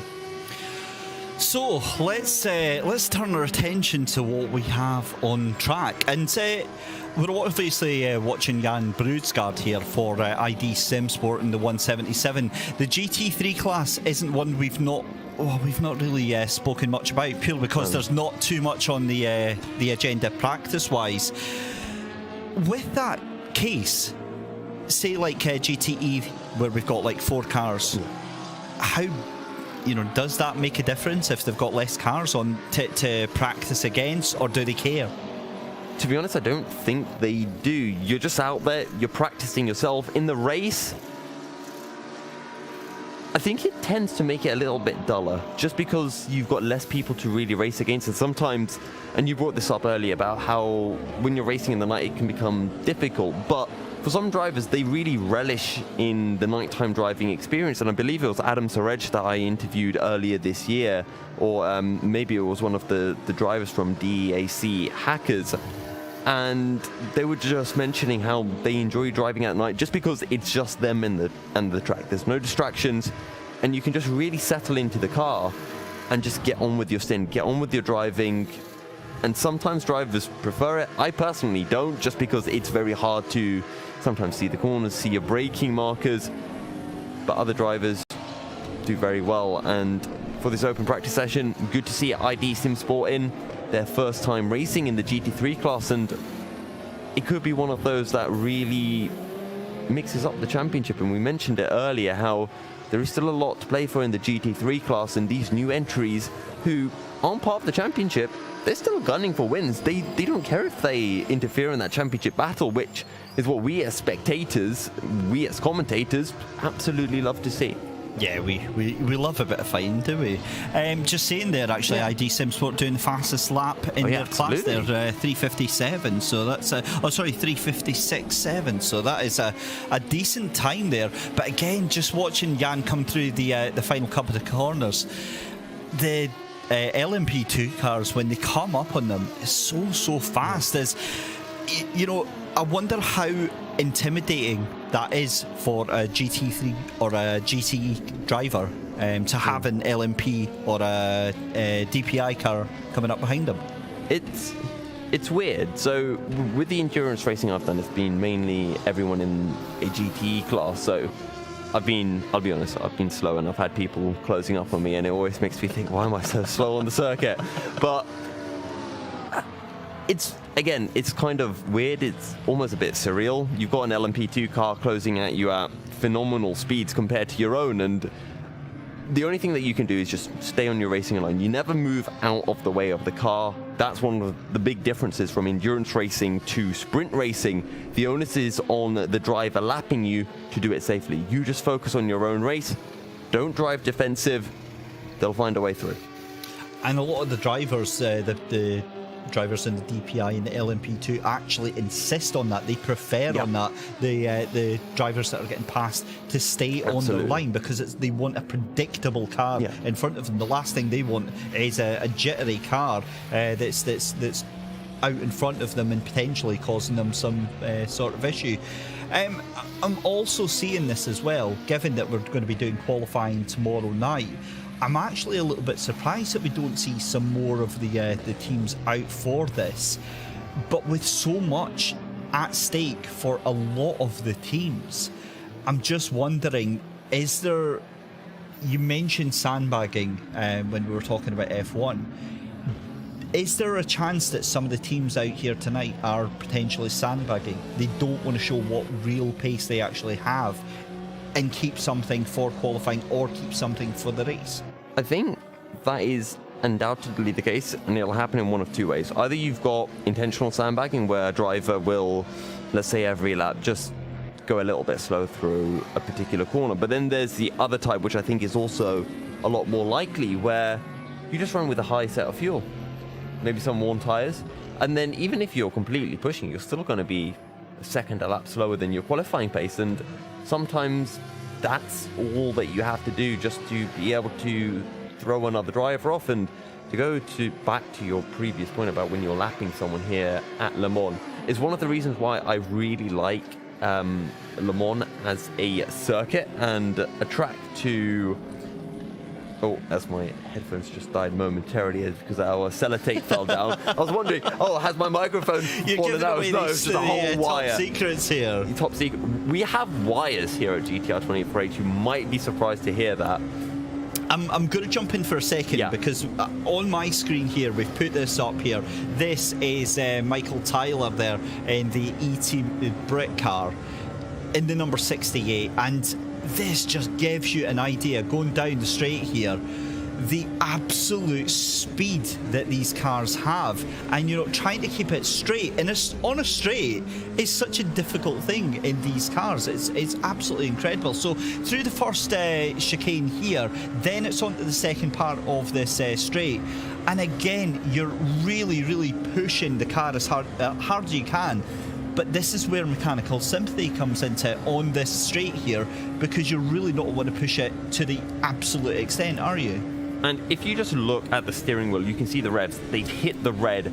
That's the bit where in a race you wouldn't want to be at that point. You'd want to get to those final two orange, then upshift. You don't want to go into the red in a race. In qualifying you do, and that's how you know that Michael Tyler is pushing. He's hitting those red rev limiters, and at the very least he's pushing the engine out of the second Mulsanne chicane. And now you're heading towards the Mulsanne hairpin. You're jumping on the brakes really late, and you've got that little kink coming in, using all of the track. And again, the curb, open up the steering, back on the power, And Alex was mentioning earlier in the show how the curbs here at the circuit and on the R Factor 2 platform can just cause a little bit of damage. Again, in qualifying, you're going to completely thwack over those curbs. But in the race, you just want to be giving a little bit more sympathy to the suspension in this case. Absolutely, and with Mulsanne as well, the corner there is so deceptive because it's almost two corners in one. You've got that gentle right-hander, and then it leads over onto the left-hand side before the second hairpin, or the second tight part of the corner there, as we go side by side with both Michael Tyler and George Manuzakis there for Ramatic Motorsport. But as the car comes down Mulsanne and then goes through Golf and then down into Indianapolis, where he is in fact just now, it's a really difficult one, isn't it? Because it's fine during the day, you've got plenty of brake markers, you can use the visual cues, you can use bridges, you can use brake points, you can use signs overhead, but when darkness falls, it very quickly gets dark at Le Mans, and it also gets a lot more difficult because all those reference points are gone. And these tracks don't have lighting. The cars have headlights, and the headlights, to be honest, are fairly bright, but it's still difficult to be able to see apexes, and you have to be able to find a marker as, wow, Michael Tyler really going over the curb. Sorry, what was that about mechanical sympathy? Remember what I said in qualifying, you just thwack over the curbs. This is Michael Tyler getting his practice in, right? How much can I jump the curbs and not lose any time? But I think in that instance, he probably lost about a few tenths up to half a second. And back to the point that we were making, which has kind of slipped my mind now. Well, I think watching Michael Tyler destroy the car over the curbs has kind of just distracted us there. But actually, just watching him come through Tête Rouge here, and this is probably, I would say, one of the most important corners on the track, because when you're going through Tête Rouge, you have to keep as much speed in the car as you possibly can, because if you lose speed coming out of that corner, on the exit, you're straight onto the Mulsanne straight, and you're a sitting duck for any cars in your class there. And last year when I was here for Le Mans, Peter was kind enough to turn on our Factor 2, jumped on his sim, did a few laps of Le Mans in the LMP2 car. And it was my first ever laps at Le Mans. I've never driven the track before. I didn't know the circuit, so I was learning the track on the fly during that broadcast. And for me, Tête Rouge was the most difficult corner because it's so deceptive. It opens up so much on corner exit, and you have to have so much faith in the car that it's going to stick and know how much it opens up. And as you mentioned, long straight into that first Mulsanne chicane. If you get it wrong, you're going to be a duck. And the two Mulsanne chicanes, sure, you've got a long exit, but it's not as deceptive as to how much speed you can actually take. So Tête Rouge is a big point, and it's where we actually do see a lot of mistakes being made, because sometimes drivers get a little bit too greedy with the amount of grip they have available to them. And there's a huge learning curve with these LMP2 cars, isn't there? Just watching how they corner is completely different to the GTE and GT3 cars as we head down into Mulsanne corner for the next time here. I'm just watching on the left-hand side of your screen here. We're watching Michael Tyler just exiting out of Mulsanne on the accelerator, down that right-hander through Golf, and then down into Indianapolis, this left-hander after this right. Now, I always found that Indianapolis it looked more intimidating than it actually was, because this right-hander here is actually fairly straightforward in the high downforce car, but it's onto the brakes into Indianapolis, and the banking, if you get it wrong, it actually pushes your car out wide and makes your job very, very difficult indeed. And then out of the corner there at Arnage. And that is the answer to the question, ladies and gentlemen, that was asked about an hour ago. Where would I go? Arnage, probably, because you watch the cars coming out of Indianapolis, possibly coming in Indianapolis, coming out of there, down into Arnage, and then watch them go off down the straight as well. Talking of which, here we go down into the where are we now? I think we can Porsche see Alex Solschmidt there. You know, he said he wanted to watch in the Porsche curves. Yeah, there we go. That's it. You've got to say that's a good choice, actually. Yeah. So through the final couple of corners, and again, keeping the momentum up through the karting corners and through Corvette, so important, because this is it. This is the cherry on top of your lap here, and we come down into the final corners now into Ford. And again, this double chicane, so easy to get wrong because how many times have we seen the LMP2 cars and the DPIs, as soon as they hit a curb, spin round like a record baby, as Michael Taylor comes across line. And I've got to be honest, that's a decent lap for E-Team Brit. Yeah, it is a decent lap, and I just want to go over through a few of the sectors, and I want to start off first with what you were mentioning through Sector 3, because it is the most technical part of the circuit. Some might call it the Mickey Mouse part of the circuit, just because of how much slower you're going relative to the rest of the track. And by that, I'm not talking about the Porsche curves, of course. Those are very fast. You're going through that particular sequence of corners. But through that final few corners, it's all about getting the suspension right, because if you've got it a bit too hard, you really can't abuse the curves, and that's exactly what you need to be doing in that final sector. But to go back to Indianapolis and Arnage, it's all about the exit you get through Indianapolis, because you're practically going nearly flat out through Indianapolis. It's just a quick downshift, but you need to be able to hold it tight. If the car comes out wide, all of a sudden, your entry into Arnage is not going to be at all. Pardon me, I should say your entry into Indianapolis is a fast right-hander that is practically completely flat. And when we were driving down, or when Peter was driving us to the studio, we were listening to that Henry Cynic interview with Kieran. And Henry was saying that he didn't like the LMP2 cars just because when you jump on the brakes, the rear ends are so twitchy. We actually saw a moment from Michael Taylor as well when he was heading into Arnage that the back end can just step out. And that is so important. Oh, now Michael Taylor. That's fire. I've never seen that before on the game. How has he managed to explode the car? That is, there's flames all over the car. I'm going to see if I can. Actually, he's done a good thing. He's at least stopped it by the stewards. And I thought we could try to heat up the studio. Yeah, well, apparently in the production part, it doesn't need heated up anywhere. But, right, okay, well, while we go and get our marshmallows out and get a wee bit of toasted marshmallow goodness, ladies and gentlemen, you are watching the open practice here. And yeah, I think without further ado, time to take a very short commercial break. We'll be back after this. Round 6 of the 2021 GTR24H EEW season, Le Mans, is presented in partnership with Viper Gaming by Patriot, Azatec, Global Flix, Film Vault, ESTV, and Motorvision.tv.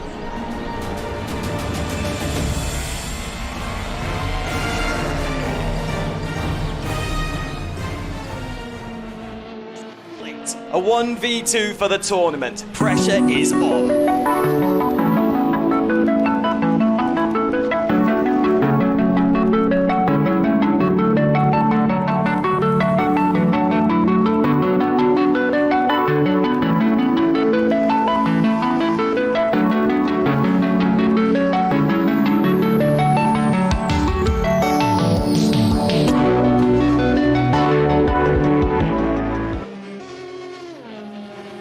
Racing for Green is here to help you carbon neutralize your racing. By planting new trees, Racing for Green offers to make your racing carbon neutral.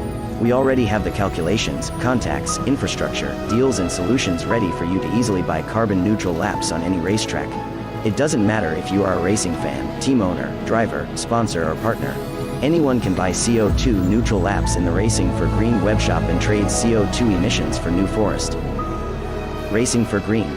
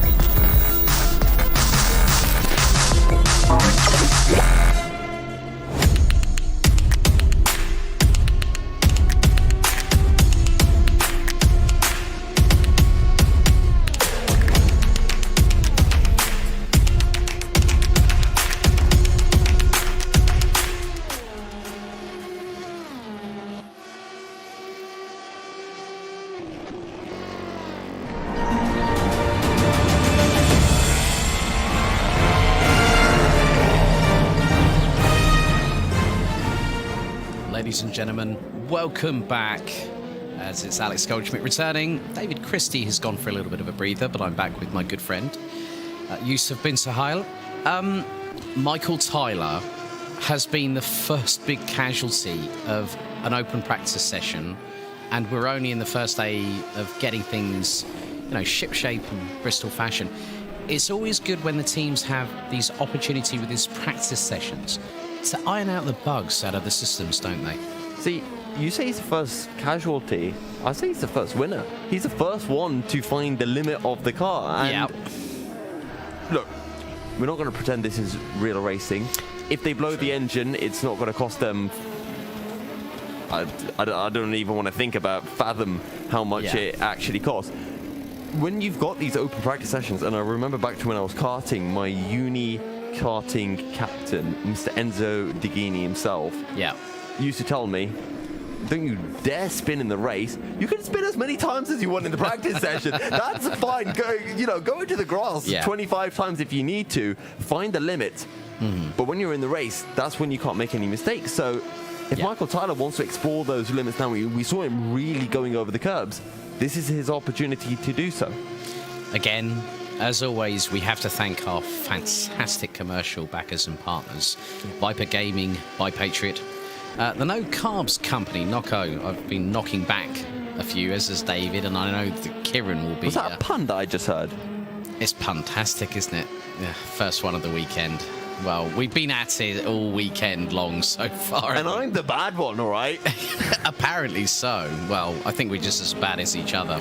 Azatec, Global Flicks, Film Vault Limited, who actually were the title sponsors of the second round of the championship, the 12 Hours of Silverstone, the Esports Television Network, and we will be broadcasting on every single one of their 30-plus channels for the whole of the twice-around-the-clock race here at Le Mans.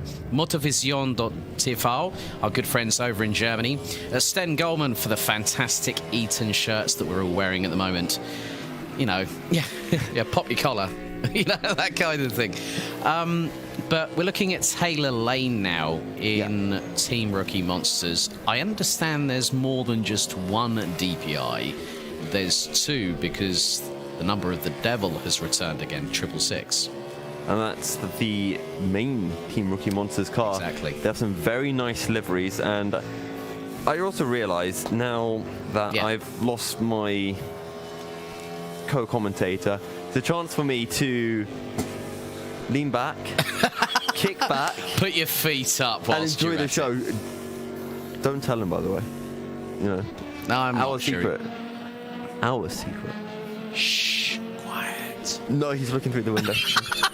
You got rumbled within 60 seconds, man. Don't forget, to any of our viewers, if you want to get involved, hashtag GTR24H on Twitter. If you're watching through YouTube, Facebook, Twitch, you can get involved through the relevant chats. But hashtag GTR24H on Twitter, I'm keeping my eye on it.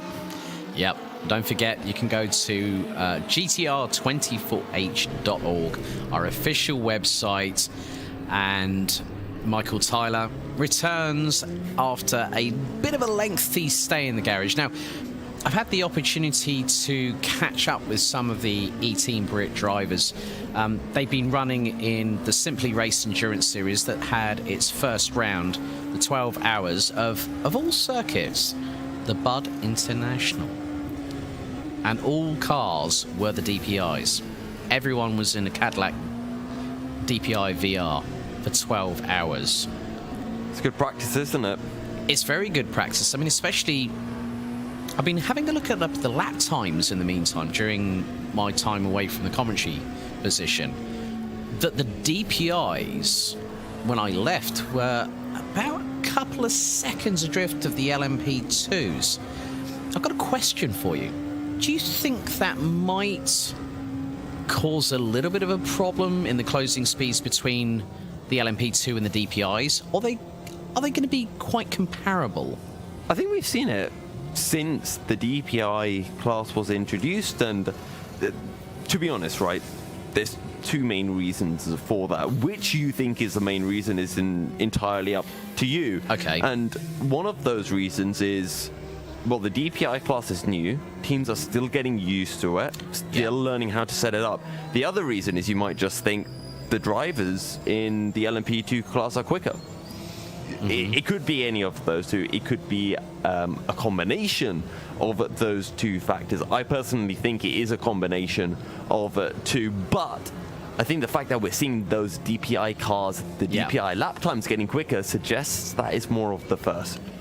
Yeah, Nello Pastorino has put in the benchmark now for number 65, Satellite Racing. 3 minute 25.676 around this fantastic 13.623 kilometer circuit.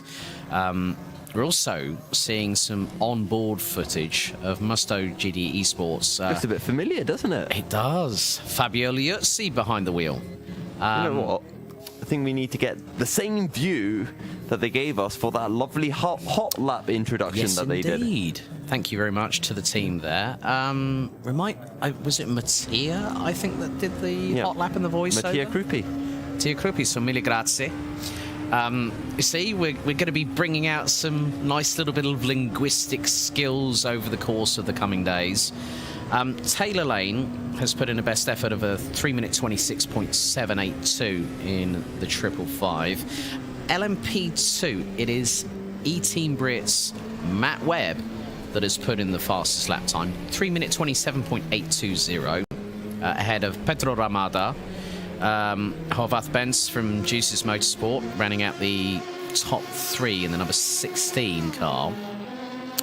George Manasakis in the other, well, the doppelganger, let's say, because we are seeing in these free practice sessions that multiple cars of the same team are running in these sessions. But obviously when we get to official practice, it's going to be a little bit different, isn't it?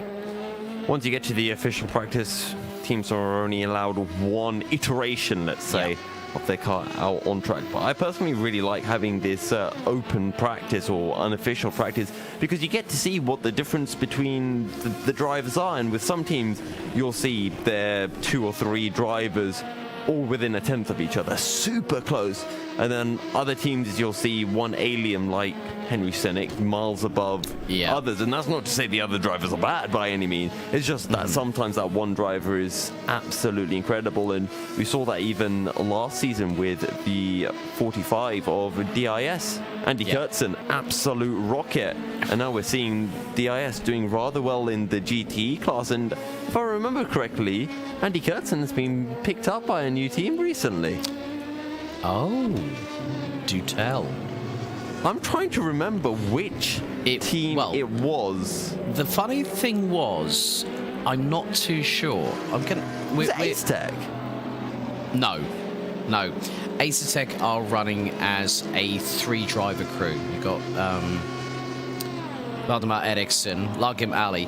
Funny thing is, you know how sim racing actually really makes you appreciate how close the motorsport community really is? Yeah. How's this for a little bit of a tidbit? Both Valdemar Eriksson and Largim Ali have raced in Rotax in not just possibly Denmark. Largim Ali, I commentated on him in Rotax, I think possibly the Euro Trophy. Okay. Both with the same team. Now, how's this? Now, Azotec actually sponsor the Danish Super GT Championship. Right. One driver made a reappearance to the championship. Robert Schlunsen runs RS Competition, a European powerhouse in karting. Run quite a few drivers that have made the transition from karting to single-seaters, like Mats Ries, who I know very well personally, commentated on him in junior and senior road tax. He's been racing in Danish Formula 5 this year, amongst other people. And Robert Schlunsen got back behind the wheel after a lengthy hiatus in real life. But also, coming on to GTE, have you spotted a familiar name? The 128 of Satellite Racing's Pauli Ahonen. Can I interview him? Yes. Yes. So- Our very own GTR24H version of the legend that is Mr. Kimi Raikkonen. So, for our viewers wondering what on earth we're thinking about, and essentially Pauli Ahonen is a Finn, and Yep. in true Finnish style, he's a man of few words, and Yep. he's an absolute delight to interview. And I don't mean that in a sarcastic way. I genuinely actually quite enjoy interviewing him. And I think I was the first one of us to have that pleasure. And Pauli Ahonen, if I remember, he was in, what car was he in? Valente Racing 66 Aston Martin, because we had the two cars. yeah. You remember there's something that we haven't Remember actually... they were getting all the penalties in one of the races? Yes. Yeah. And it was the 67, not the 66. The 67 was the inadvertent black sheep, let's just say, because they were the one that were getting the wrong end of the stick. Not in they were making they were making mistakes, but it compromised them and gave them penalties. Henrik Hoyer at the moment in the 404, running out there for Glam Racing in GT3. Callum Wilson's always a delight to interview in the commentary box, isn't he? Absolutely. And we've been lucky enough to be able to speak to Callum Wilson or Maria, the team boss from Glam Racing, multiple times over the course of the season. Yeah, well, Maria actually is now a friend of mine on Facebook, and she said, well, hopefully we'll see you at the LAN event in 2022. You know what? I'm really looking forward to that, because obviously 2019 was the last time we had a LAN event. You know, went down really, really well. Then the pandemic came along, changed the world to what we know now. And I think now, having been just over 18 months in that, it's really changed, I think, everyone's outlook on life. Everyone's wanting to come back into things. You appreciate things more. Well, exactly. It's just one of those things where I think we didn't really know how it was all going to play out. Yeah. Everything was shut down. We were all pretty much like caged animals in our houses, not knowing when we were going to be able to return to not complete normality, but a step or a couple of steps towards normality. Then it's like one step forward, two steps back when everything shut down again. Christmas was a very difficult time last year. And then we come into 2021 and things are on the uptake. Everyone's looking forward to having that sense of community. We've made, I mean, even us here in the studio, we've made friends online. And now that we're able to take it that one important step further to see people, and to now be here in the HQ at GTR24H here in Middelfart in Denmark, meeting Peter and John, it really, you said this very well, you appreciate things that you normally would have taken for granted. Absolutely. And you know, when you were saying that, you know, and just saying the fact that we're here in the studio at Middelfart, it just puts a smile on my face, because we are here. It's really cool. And you mentioned how we had LAN events back in 2019 before the pandemic hit. Well, for me, I'd never done a LAN, so I'm kind of a product of, you could almost call it the COVID era, because that's when I kind of really grew as a commentator, and I've just been waiting for these opportunities to come around and see, you know, what was everyone really talking about? What's all the hype about? And now, look at this shot on board from Giordano Valeriano on board with the 54 sister car Musto GD Esports through one of the chicanes on the Mulsanne, the Hunaudière, as they call them. I'm going to give my best French pronunciation as much as I can. Better than mine. But again, you know, this part of this, other side of the garage has really been through the ringer. We mentioned about what happened earlier on in the season. They've consistently performed after that one big blip. In the We first mentioned round of about- the season as well. Yeah, we mentioned about team orders. If I'm honest with you, who's not to say that 54 picks up the title rather than 53? I know it's a double-edged sword. Yeah. But David said this earlier on in the broadcast. You don't choose to win Le Mans. Le Mans chooses you. And speaking of which, on your screens, the flying Finn himself, Mr. Ahonen, I tell you what, I really do like the choice of car. They've gone with the C7. Yeah. Callaway Corvette, run by HM Engineering. I was about to bring that up, yeah. Championship. They won, then dropped off the GTR24H radar. I did see Harry Stanley competing, I think, in the R Factor 2 GT Pro Series a couple of times. So it's really good to see drivers coming back, and some are not here for championship glory. They are here to enjoy the experience, be with good friends. We know that several teams are actually not that far from our location, are they?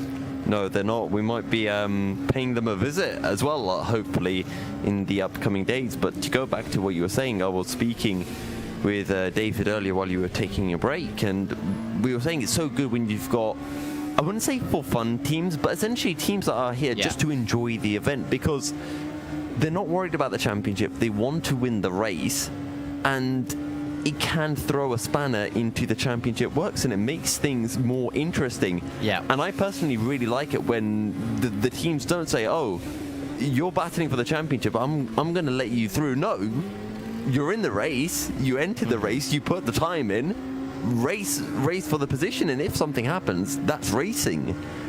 And Exactly. to touch on what you were talking about before with regards to the Musto guys, absolutely, you can see a scenario where the 54 wins, but I don't think it's ever going to be a point where, I think it's going to be very clear if the 54 is going to take the win, because they're going to have to be 3 or 4 positions ahead of the A team, you could call it. So they won't be in a position where they can give the position up. If they're running in second and the 53 car is running in fourth, let's say, and the 53 car needs to finish in third to win the championship, that 54 car is going to slow down.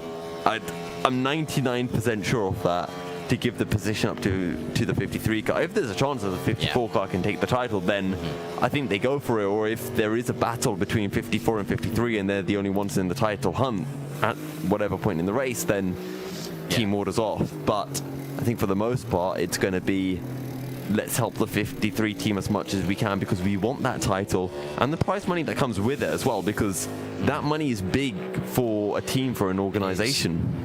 Yeah. Oh, funny enough, speaking of Maria Rinhag from Has she Glam messaged Racing, you? She has just messaged me. This is what I love about the world as we know it today. Everyone can connect by the power of a smartphone, and she's just written to me and said the LAN event is something special. It sums up the whole racing experience. She's typing as I'm actually saying this at the moment.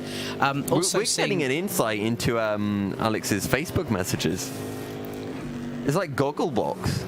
We're watching the race, but we're also... Can we get his message up onto the screen in the middle? My britches, and we've got an hour and 36 minutes to go. But she's also giving me an insight, like seeing what rig setups everyone has. Because in a LAN event, there's nowhere to hide. And I mean that in the honest sense possible, because... You know, people are going to socialise. People are going to see each other again. I'm going to be the one. I'm going to be taking... Guys, if you want now, I'll DM you my PayPal. I'll go spy on the other teams, find out what their setups are, and I'll give them to you. No, I won't be doing that. Don't worry. Yeah, Inspector Bin Suhail, instead of Inspector Clouseau, you know. Double agent. Playing both sides, of course. Yeah. Oh!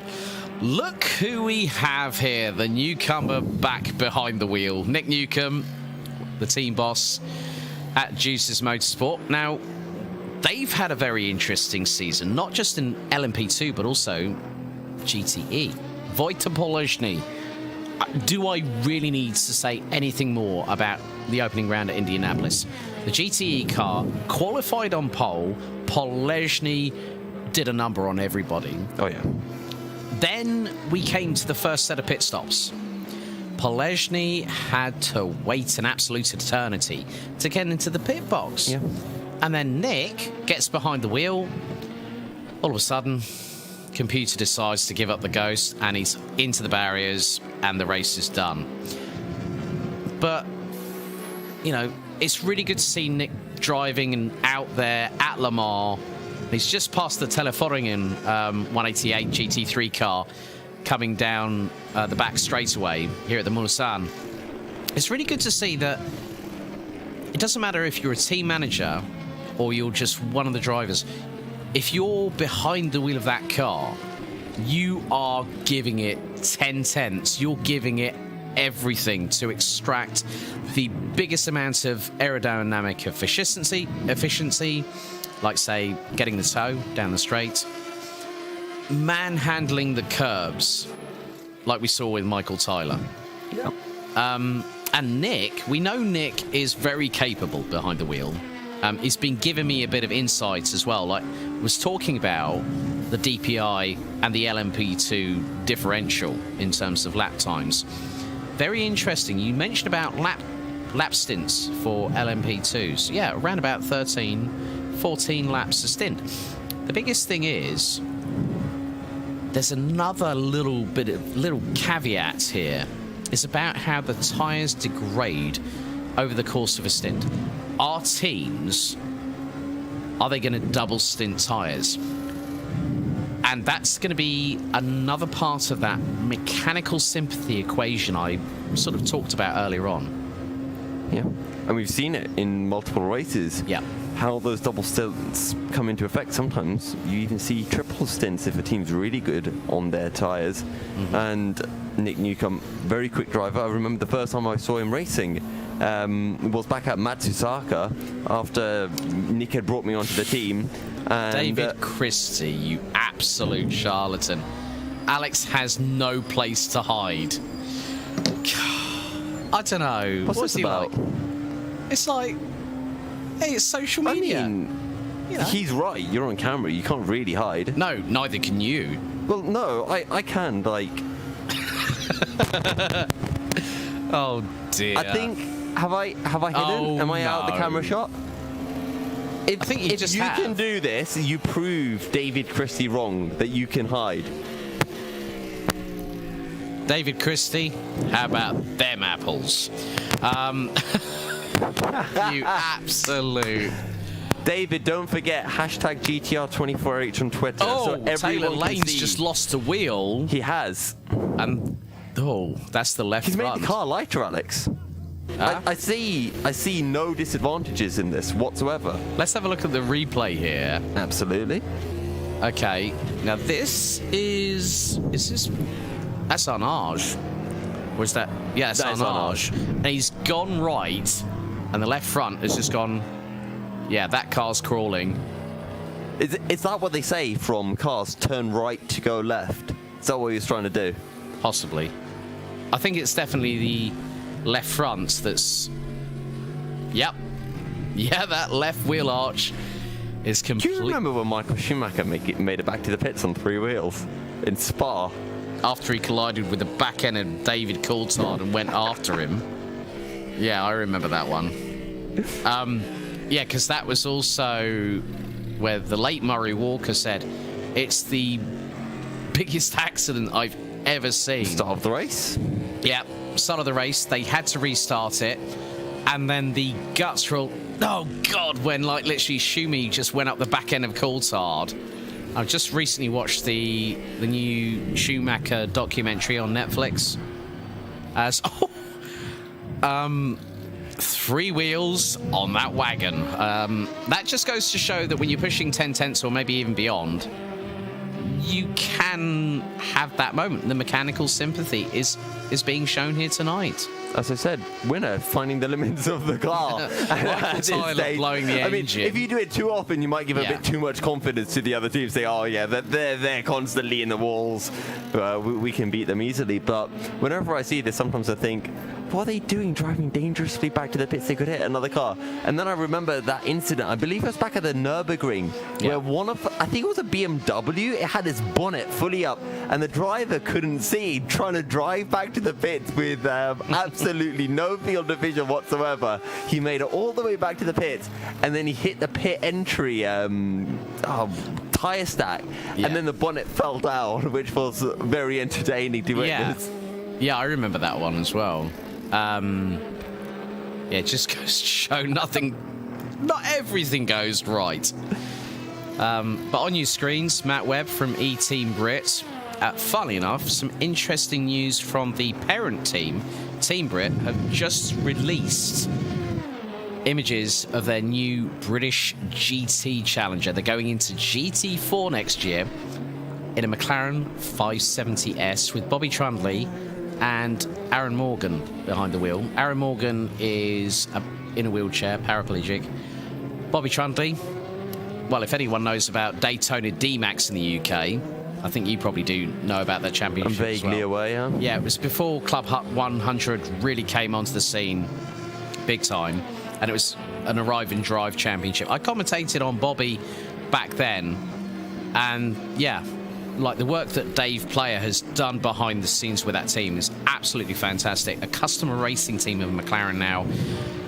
Matt Webb is flinging that number 68 Erika 05 around the outside through the Porsche curves of all places. And this is one of the biggest reasons, and David was asking this question before, which was kind of, why join the unofficial practice session when you can join your own practice session? There aren't any other cars, you can get that practice. There is one thing that you can't practice in your own session, which is overtaking back markers. And one of the reasons why I personally like Le Mans is because it's a circuit where back markers don't get in your way. It's so wide, there are so many opportunities to get past back markers compared to, for example, when we were at the Nürburgring, which is a much tighter circuit.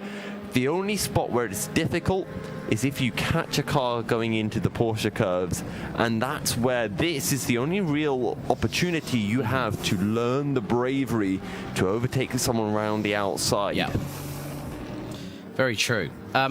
Let's have a look at the timings as we are now an hour and 27 minutes and 40 seconds towards the end of the session.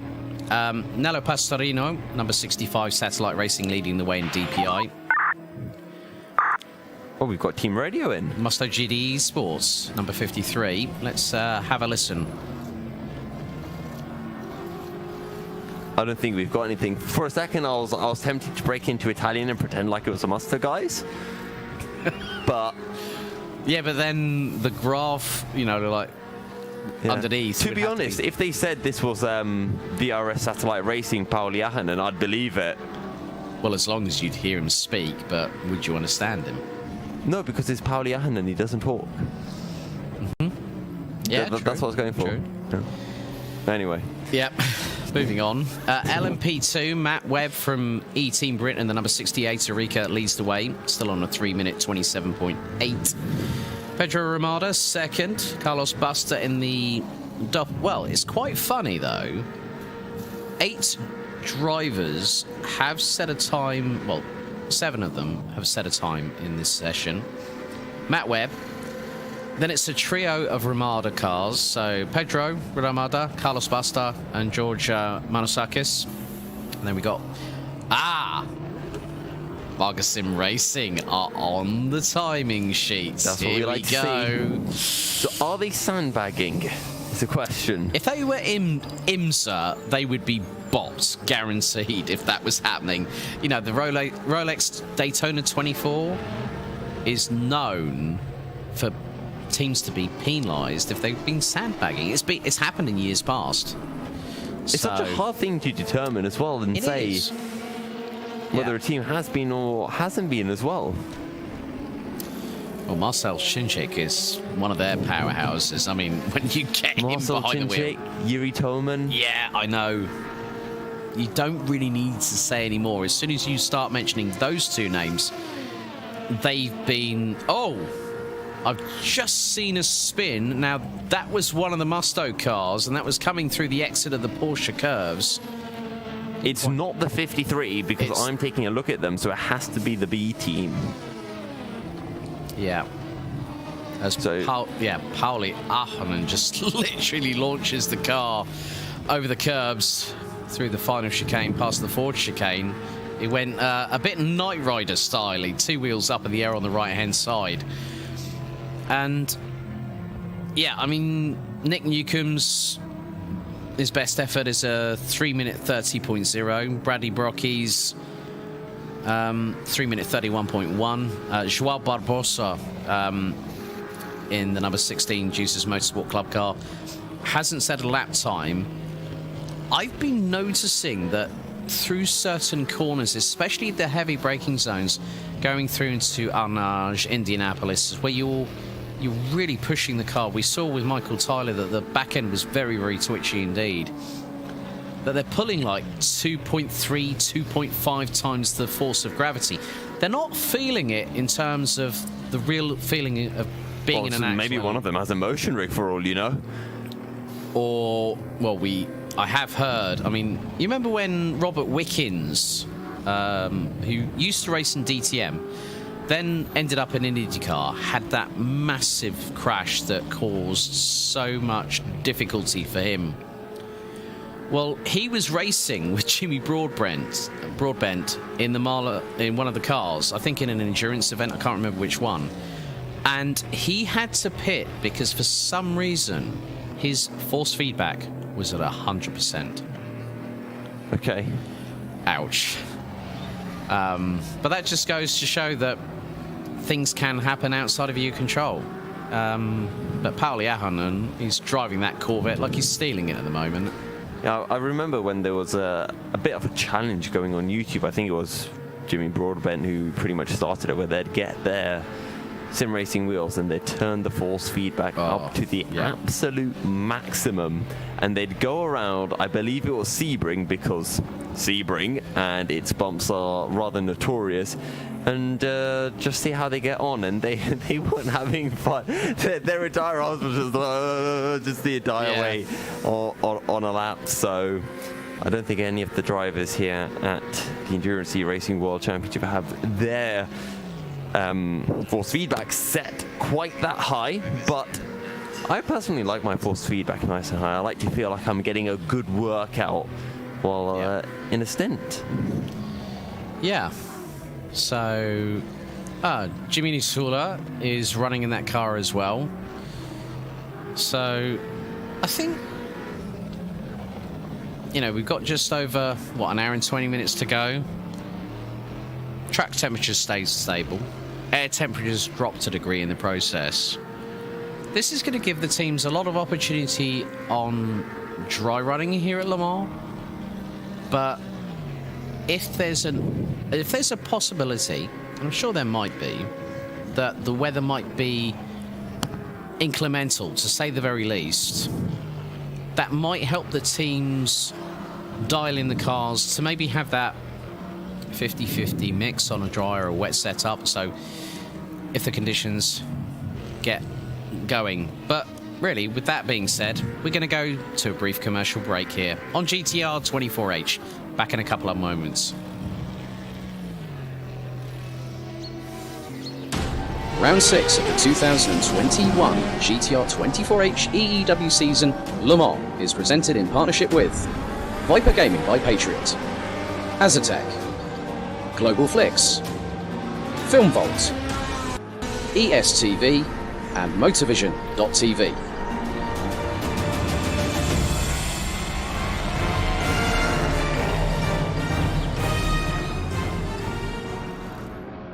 Racing for Green is here to help you carbon neutralize your racing. By planting new trees, Racing for Green offers to make your racing carbon neutral. We already have the calculations, contacts, infrastructure, deals and solutions ready for you to easily buy carbon neutral laps on any racetrack. It doesn't matter if you are a racing fan, team owner, driver, sponsor or partner. Anyone can buy CO2 webshop and trade CO2 emissions for New Forest. Racing for Green. A 1v2 for the tournament. Pressure is on.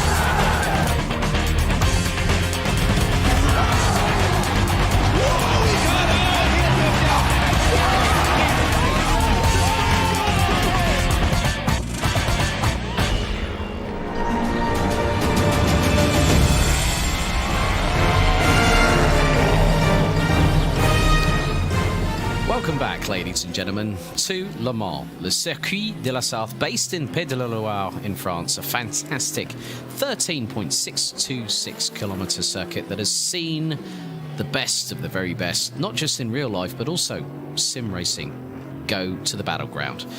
A big thank you, as always, to our commercial partners and backers, the likes of Viper Gaming by Patriot, Noco, the No Carbs company, Azatec, Global Flix, Film Vault Limited, Esports Television, Motovision.tv, so a very good evening to our viewers over in Germany. Sten Goldman referenced the fantastic Eton shirts that have been ultra comfortable all the way through. Alex Goldschmidt joined once again by my Scottish partner in crime, Mr. David Christie. David, there's been some thrills and spills in this open practice session, have there? As in, you wouldn't have thought that it's an open practice session. You would have thought that it was some sort of actual competition that was going on. But yeah, look, this is an important time for the drivers, because not only is it a chance for them to get to grips with the cars, but it's a chance for them to get to grips with their teammates as well, and with the other competitors. Yes. Rikoya crossing the line, currently P3 in GT3. In terms of the timings, and we now have Simon. Oh, that was off at the first corner. You remember when the Glickenhaus hit the back of the number 8 car going into the first couple of corners? And yes. That was the 708 Glickenhaus that lost its front right cluster. Light cluster. Yeah, that just completely at random as well. Unprovoked attack almost. Yeah, but it's been very interesting. I mean, Yusuf and I, in the previous half hour, were talking about the fact of how everyone has gotten out of the other side of what's been happening over the last 18 months. And I know we're going to be talking a lot about this, but it's just so good to really... We feel at home here, don't we? We really do, and it's a very different atmosphere. So for me personally, this is the first sim racing event I've done in person. Yeah. Completely, because obviously my sim racing commentary career, like many others, and I think like Yusuf was saying himself, over lockdown was really where it came to the forefront, and for the most part it's been remote. So to actually be in a studio with other people, obviously it's fantastic to be back with yourself, Alex, but in general, this is a wonderful, wonderful atmosphere. But like I was saying as well earlier, I was thinking back to my experience in days of LAN parties and going out and you're meeting hundreds and hundreds of people. I am so excited for that next year. That is going to be like an experience like nothing else, and it's brilliant that we can do this. But this is just a mere taster for next year. This is the tip of the iceberg, mate, isn't it? Yeah. I mean, let's have a look at some of the cars. I mean, first of all, let's have a look at the Cadillac DPI. I'm actually with Team Rookie Monsters at the moment. Taylor Lane, we're on board with at the minute, coming through. Look at the way he's absolutely manhandling that car through the Ford chicane, through the final one here as well. I mean, this car, has development through Cosworth. It was detuned after its initial foray into the IMS WeatherTech Sports Car Championship. Produces around about 550. Oh! That is a snap and a half, and I think there was a little bit of a touch from the LMP2 car behind. Well, that is quite fortuitous for us to be able to actually see that happen, because obviously that is quite a common part of the racetrack. Just before they get to Tetra Rouge, that was actually Chappelle where that actually happened. And again, you're having to watch on every part of the track. That actually happened, I think, as they were trying to navigate past that LMP2 car, missed their braking point and just go straight off. And you're going to see that an awful lot over the next week. I think also, Yusuf and I talked about a very, very good point, that the teams in these open practice sessions are able to have multiple duplicates of the same car running on the track at the same time. And I think really that's going to help with the data analysis, how the car evolves. They'll be doing qualifying runs, they'll be doing full runs, including a full tank of fuel, a fresh set of tyres on it, and they're going to see how that car operates through a particular window once they've got the tyres up to temperature, and as the fuel literally gets combusted by that fantastic engine that's in the back end of this car, how they really have to put their strategies on point for this race. 100%. I couldn't have said it any better myself. And the other thing as well, Alex, to remember is that gone are the days, and we've spoken about this quite a few times on various other broadcasts, gone are the days where drivers would just turn up and take part in the race. Now they've got to be so much more. They've got to be, they've got to be their own physical coach. They've got to be their own mental coach. They've got to be, able to analyse the data from the telemetry that comes out, make suggestions in terms of how the car's handling, how the car's feeling. So in many ways, they share a lot in common with real life drivers in the responsibilities that they actually have to take. Right, I've got a question for Team Rookie Monsters. Have you seen the inside of the end plates of the wing? Who is that? I've got absolutely no idea, but this is what I like about sim racing. You find these little nuances and that's, it looks like it's a bit sort of see-through, and Yusuf is already out vlogging again. What are we on now with Yusuf's vlog? Just now, episode I don't really know. I've got absolutely no idea. I know that my vlog at the moment has run up to about 8 minutes. I got completely waylaid from that conversation because I'm watching Taylor Lane and what can only be described as an absolute gaggle of cars coming through the final chicane. And that's Simon Marshall and Henrik Hoyer that have just been collected inadvertently. Oh my goodness. That is, wow. Let's have a look at the replay here. It's in for a penny, in for a pound. It's more than nearly half a baker's dozen going in there. Oh, that was a T-bone, wasn't it? That is, that's going to be a trip to the physio in the morning after that one, if that was a virtual one of that. Yeah, in real life. But look, these things happen, and difficult as it is to believe, that's actually still valuable data for the drivers, because while they don't want to experience that sort of thing, it allows them to know exactly how much punishment these cars can take, where it's common for accidents to happen, where it's common for the cars to take damage, and how they can act with that damage. Well, in the meantime, Joao Barbosa from Juice's Motorsport Club has just gone within a tenth of a half of Matt Webb in LMP2, and Pastorino's just coming through Tetraroos as we speak, heading down this iconic Mulsanne Straight, which at one point didn't have the Hunodiao, the two chicanes at all. Completely flat out, full chat.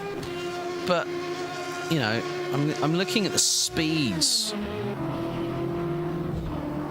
Pedro Romano's done like 330 in the 57. Joao Barbosa 328 kph. Matt Webb 329. Carlos Basto 329. 328 from Manosakis. Newcomb 328. Brady Brockes 327 kph. And Sandro Ballesteros is also out on circuit in the other duplicate 68 Team Brit. E-Team Brit car, and he's put in a best lap of a 3-minute 34.537. I'm really interested in to find out how everything's going to start to fall into place for the teams, but also when they've had the opportunity to gather that data, they're going to really sort of go through it with a fine-tooth comb, aren't they? They absolutely are, and again, that just alludes to something that was just mentioned previously about the amount of different hats that these drivers have got, and the telemetry is such an important part of these race weeks. So normally with sim racing and championships, to be honest, most drivers will maybe... Right. Team radio might be coming from DIS as we ride on board with the number 45. Yeah, I don't think we're getting anything on that. No. Also, as part of GTR24H, we do have the wonderful radio broadcasts that do happen as well. So for those people that aren't able to watch the action, you can actually listen to it from your tablet, your laptop, your mobile phone. And as long as you've got a very good, strong data connection, you'll hear from behind the scenes from us on the odd occasion, but maybe you might be able to hear from some of the team radio. Yeah, fantastic chance for getting yourself a little bit more immersed with all of the action, as if it wasn't enough to listen to our sultry voices, Alex. Our dulcet. Yeah, exactly. It really. You get to go behind the scenes, you get best of both worlds, basically. You get to listen to all of the important commentary, and you get to hear all the behind the scenes calls from the radio. And while it's a little bit quiet on the old walkie-talkies tonight, it will be absolutely manic, and some very crucial information is going to be passed along. Now, I would say this year you're going to hear a lot more on the team radio than you will perhaps maybe next year at LAN, where messages can be conveyed in person and teams can go for a little debrief and things like that. But this year it's all remote, so all of the drivers are going to be communicating with each other. Look at the commitment from the 45 DIS Sim Racing Lab Porsche 991 RSR, flinging it through the Porsche curves at 225 kph. That's around about 140 miles an hour. And there we go, picture in picture. Carlos Basto, left-hand side, Romano Motorsport, and Matt Webb from E-Team Brit. What I love about the fact of LMP2, I think in some respects it's a very competitive category, but it's also, in some respects, David, very underrated.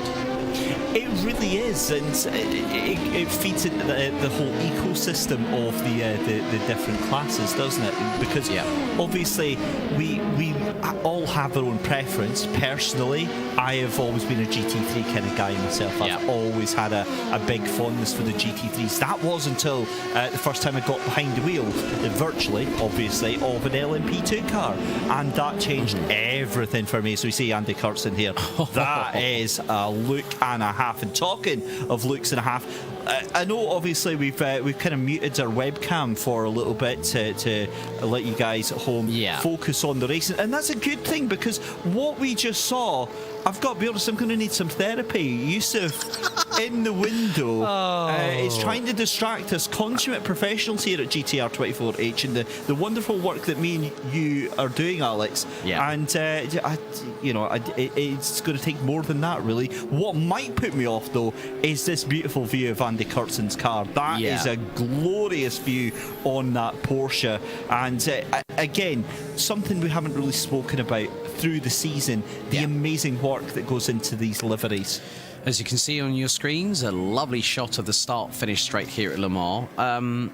A nice, what we would call in the automotive industry, if you like taking a shot for a used car advert, that's what we call the money shot, the three-quarter shot, where you get a lovely showcase of the front of the car and a fantastic angle down the side. It really does showcase some of the liveries that we do have on display here at GTR24H, as I'm currently running on board with the Glam Racing 404 car, which is making its way. Jeffelainen is behind the wheel, and that's one of the other cars. The Doppelganger is just up ahead, and we've got it now here with now, let's have a look at how much you can pick up the tow, courtesy of Simon Marshall. Oh, look, the side drive comes into play at 300 kilometers an hour. Oh, this is starting to get a little bit tight for my liking. I know. And they are side by side going through into Indianapolis. That is crazy. And threading the eye of the needle. Was that Taylor Lane up the inside? I'm sure that was. Yeah, it really, really was. And look, Alex, that is absolutely on a postcard what you can expect this week. You need to come back on Saturday and Sunday to see 24 hours of that, of these incredible drivers going toe to toe with each other and basically knocking 7 bells out of each other on the racetrack, and then having a good laugh about it afterwards. Look at this! This is through the Porsche curves. Oh, mamma mia! This is still open practice, yeah. This is has anyone got the defib on standby? We're going to be an absolute wreck by the end of this week if this is how it goes on. We've still got to go twice around the clock, buddy, haven't we? However, top of the timesheets, it's now Robert Pawn in the number 15 Juices Motorsport Club LMP2 car, 3 minutes 25.242, and that is over 4/10 quicker than Satellite Racing's DPI number 65, with Nello Pastorino behind the wheel. Getting rather interesting as we are fast approaching the final hour here at Le Mans of the first of 2 open practice sessions. The next one will take place at 10 o'clock tomorrow morning. And I think, really, with regards to it, it's going to be that final time just to tune everything in, get everything shipshape Bristol fashion, cross the T's, dot the I's, leave no stone unturned. These teams are giving it everything, even in the open practice session, David. They are, and I've got to be honest, given that this is the first time I've been able to watch one of these race week fully in its entirety and join on in the early practice sessions. I mean, let's not forget, this is like pre-practice almost. This is the warm up to the official practice session to tomorrow, and then you've still got drivers who are really, really pushing it, and it's just absolutely staggering. What I wanted to ask, Alex, is actually, do you think that there's a certain level of mind games that goes on in these early types of practice where, drivers are basically trying to maybe rough up in a certain way some of their competitors and maybe get a little bit of a one-upsmanship on them? I think this is where the mind games really start to come to the fore. The teams, they're going to... I wouldn't say they're going to be sandbagging there's always going to be in practice, you're not going to show all your cards in one fell swoop. You're going to wait until that time when you know that that is the opportunity that you need. And it might come at a split second. It might come through an evolution of strategy. Have there been any pitfalls for any of the other teams that are racing in the same class? We don't know. We'll find that out as we go along. But yeah, I think the mind games are already starting, and there's been... Oh, Simon Marshall has just gone off the track just behind. Good save, though. That was well quite held, rare. Simon Marshall. That was heading through. Just have a look. Now, this is going to be going into Mulsanne and then into the... Well, it's going into Indianapolis, right? So through the left. And, yeah, Simon Marshall lost the back end out through Indianapolis. And now Taylor Lane is just threading the eye of the needle between the two Glam Racing cars out on circuit at the moment. Yeah, I think the mental psyche of... Taylor Lane just held it like a good one going through that part of the circuit, and that was heading through Corvette and heading into Maison Blanche. You can see how twitchy. Oh, he's just walloped the sausage curves, and the back end has just stepped out. And I've just seen Simon Marshall has just had his own moment as well. I'm just looking at that last lap from Taylor Lane there, 3:26.7, despite looking ragged as anything. But this was what I want to bring up, actually. Matt Webb, I can't believe that. The LMP2 class, 18 Brits, second fastest. That is a brilliant turn up for the books there at 3:27.8. They'll be hoping that they can keep that pace going on to the rest of the week. Yeah, definitely. Hopefully we might be able to collar Max Spooner, the team manager, into the official press conference for our first official free practice session. And the two Ramada Motorsport twins going side by side into Indianapolis. You know, we've had some really good chats with some of the team bosses, some of the drivers as well, all the way through the course of the season. I think one of the things that has stood out for me was the fact that Adam Surej, we didn't go chasing him for an interview. He came to us, and that really shows that now the teams, you know, as I said, we're the conduit. We're telling the story. But they're the bigger part of it. They're the stars. They absolutely are, and it actually brings up a good point that I was away to bring up earlier and I completely forgot about, was this brand new press conference that we're doing here at GTR24H, and it's a bit of a personal bugbear of mine that obviously in my real life day-to-day job I work with drivers in terms of marketing and branding themselves, and that includes sim racers as well. And one of the things that I never see them doing is, we see Carlo Pasto getting the final chicane, all sorts of wrong there. But one of the things that we don't see drivers doing and we don't see teams doing is treating themselves as professionally as they should in terms of how they brand themselves and how they push themselves across. And I think that doing this idea of the podcast and increasing the interviews and really helping them get the name and the awareness out of them by doing things like these press conferences is a huge thing, Alex, because there's a lot of backing behind these teams. A lot of these drivers, this is a professional outfit. They've got full-time sponsors behind some of these teams, and the first thing and last things out of their mouths should be their sponsors' names. Return on investment. Exactly, and we don't see that. So I think that us doing that and doing these press conferences gives them a chance, and it gives, you know, a way for fans to interact that they've really not actually had before.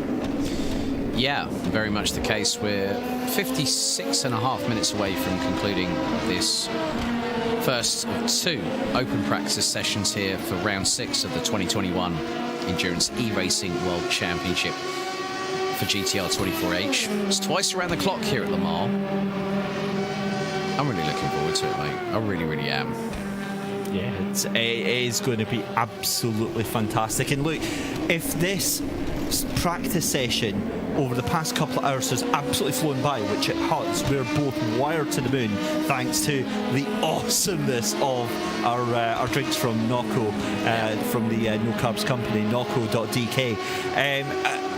I can't imagine what the rest of this week is going to be like. It is such an exciting place to be. At such an early stage of the week as well, because all the cards are now starting to fall into place, and all their, this is like a 4D game of chess, and now we're just starting to see the first moves being made. Indeed. So for those wondering about the schedule over the course of this week, we've got open practice 10 a.m. tomorrow morning to 7 p.m. Central European Summer Time. Then we have the official first free practice of the event. That'll be tomorrow night from 8 p.m. 8:30 will be the official press conference. Official practice 2, 29th of October, 10 till 3. Qualifying 6 p.m. for qualifying 1. Qualifying 2, 9:30 p.m. and the race gets underway at 3 p.m. on the 30th. With that in mind, we're going to go to a brief commercial break.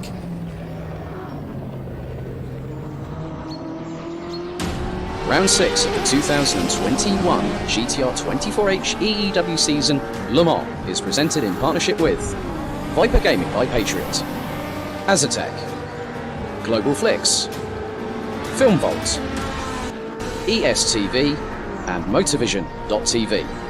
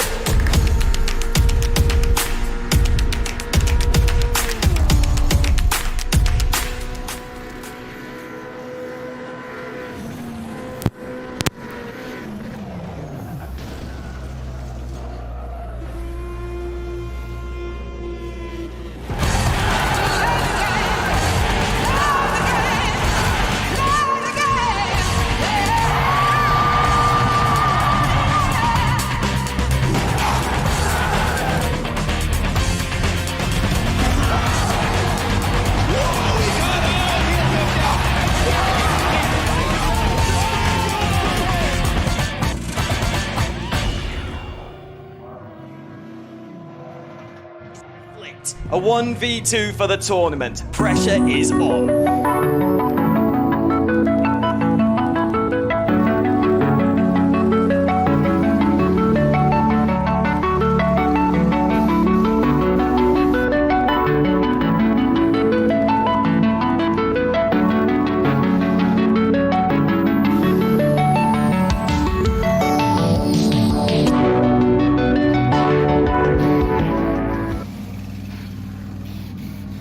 Racing for Green is here to help you carbon neutralize your racing. By planting new trees, Racing for Green offers to make your racing carbon neutral. We already have the calculations, contacts, infrastructure, deals and solutions ready for you to easily buy carbon neutral laps on any racetrack. It doesn't matter if you are a racing fan, team owner, driver, sponsor or partner. Anyone can buy CO2 neutral laps in the Racing for Green webshop and trade CO2 emissions for New Forest. Racing for Green.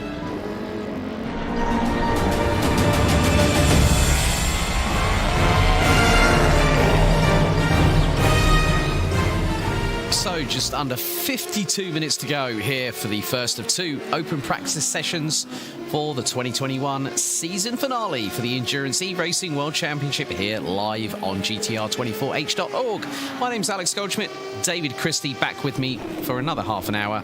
Once again, we have to say thank you to Viper Gaming by Patriot, Nocco, the No Carbs company at Nocco.dk, Azatec, Global Flix, Film Vault Limited, Esports Television, Motorvision.tv, that's the official German pronunciation.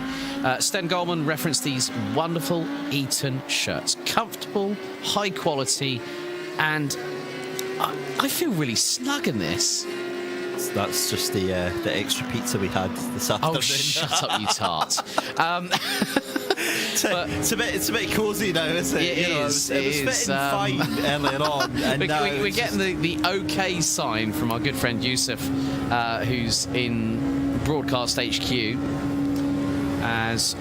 We've had a little bit of a moment for Azatec, who have just gone off the circuit, and I think that was coming into the Porsche cars. But on your screens, you can see Joao Barbosa wrestling with the back end of the car through the Renault Diao.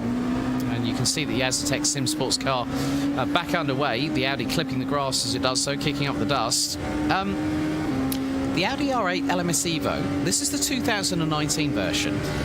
Now, Valdemar Eriksson has got genuine real-life experience in this car with Team WRT, amongst others. Vincent Vossa, a powerhouse in sports car championship racing. But also, they won in Le Mans this year. And they had 2 cars. First attempt, they win it. I mean, that was really a fairy tale story, despite what happened to the car that was leading it with the lap to go. It is, but I've got to be honest, I absolutely hate the Audi. It's not a brand choice. It's specifically that car from personal experience in Sims, and it seems to be on, say, like a Assetto Corsa competition, from R Factor 2, from iRacing. It is the most schizophrenic car I've ever driven. It'll play very, very nicely for about 80% of the time, and then 20% of the time just with no warning whatsoever. And we've seen this numerous times. The Audi's just gone off through Tête Rouge. Oh! Now, I've just seen an LMP2 car. Hang on, I need to see if we can. I'll queue up a replay on that one, but I don't understand why people enjoy. Let's see here, right? So this is my very poor beginner replay skills here. So obviously there's a little bit of netcode there. But again, it just goes onto the curbs, it moves round, and the oversteer is oh my goodness me, it almost gets wiped out by one of the cars in the background there. Yeah. But again, it's so unpredictable under those high pressure situations, and hard lines for the Aztec Sim Sport car. But again, valuable information of where on the track they can go and where they can't go. Yeah, I've been looking at some of the cars that have just come through towards the back part, heading in towards Indianapolis. Actually, I'm with the Teleforing, and I must say, we get some really cool liveries here at GTR24H. The 188, Michael Castle behind the wheel. Look at that. I mean, look at that for attention to detail, right? That is glorious. That really is. And it's difficult because having known what goes into to making paints, and I'm going to let the viewers at home into a little secret here. I've got the design skills of a 5-year-old with Crayola when trying to paint car skins. Yeah. And it is just fantastic to see the level of detail there. Yeah, very much the case. The DIS SR Lab car really managed to get through rather quickly, and that just goes to show with the closing speeds between GT and GT3, David, are another thing that we haven't really touched on that much. We've talked about the difference between LMP2, DPI, then it's GTE and GT3. There isn't much between them, but you get a good run in a GTE, that car switched on with those tyres, a GT3 is like mincemeat through the grinder. It really is, and apologies about that. I was just trying to fix my my microphone there. The problem with the GTE cars is that they're kind of caught in no man's land, are they? They're miles faster than the GT3 cars, and they will get caught up in a heartbeat by the DPIs and the LMP2s. But I think, like you were saying, because of the closing speed on the GT3 cars, I think they're going to have a very, very difficult weekend this weekend. They're going to have a lot to do. They've got to be very aware of the traffic around them, both, from cars past them and from cars they're passing. Oh, yeah, they're going to be in for a fun time. I'm going to cut across. Yeah, go for it. Because Taylor Lane has just gone quickest. 3 minutes, 25.082. Top recorded speed of the session. Wait for it, 344 kph. That's Yeah, and he's pushing. Absolutely flying through the Porsche curves is Taylor Lane in the 555 from Team Rookie Monsters. That car is on rails, isn't it? It really is, and it makes you wonder, maybe that's the way that car has to be driven to get the most out of it. Taylor Lane, that is an outstanding lap there, 325.0, and then Simon Marshall second place, and then you've got Christos Sekunas for the Team Rookie Monsters, and Simon Marshall just leaving pit lane just now. But again, going back to the idea of one-upsmanship and the mind games, getting yourself to the top of that table, Alex, that is a good start to the week. You know what? I think we could possibly have an LMP2 car that could, if things work their way, be the overall winner at the end of this. Look at the lap from Robert Pawn. That is ridiculous. 3 minutes 25.176. That's less than a tenth slower than Taylor Lane. But look at João Barbosa as well for LMP2, 327.1. I mean, that's 2/100ths of a second off of Robert Pawn. That's two LMP2 cars. Yeah, that's 2 seconds. Yeah, that is... I mean, there's nothing between that. It swings the odds. You could very well be right. LMP2 could be taking the win. Jose Berenguer from World of Sim Racing, iZone Performance in the number 51 Porsche. Quickest in GTE, 3 minutes 50.185. Ahead of Andy Kirsten, 3 minute 51.176. Fabio Liozzi from the number 53 Musto GD Esports. Musto looking to become a 2-time championship winner. Pali Ahonen and Giordano Valeriano ran out the top 5. Well, 5 cars have registered and 5 drivers have registered a lap time. Azatec Sim Sports lead the way, surprisingly, in the 585 Audi. Look at that. Quad picture in picture, folks. All for, well, actually, LMP2, top right. DPI, and then we've got 2 GT3s at the bottom, 43 minutes and 40 still to go. Azatec Sim Sports leading the way in this open practice session with the 3 minute 57.793. I'm wondering if that's Valdemar Eriksson that has set that lap time, because he has real experience with that car. He knows it like the back of his hand, and that can translate pretty well from real life to sim racing, can't it, David? It absolutely can from personal experience.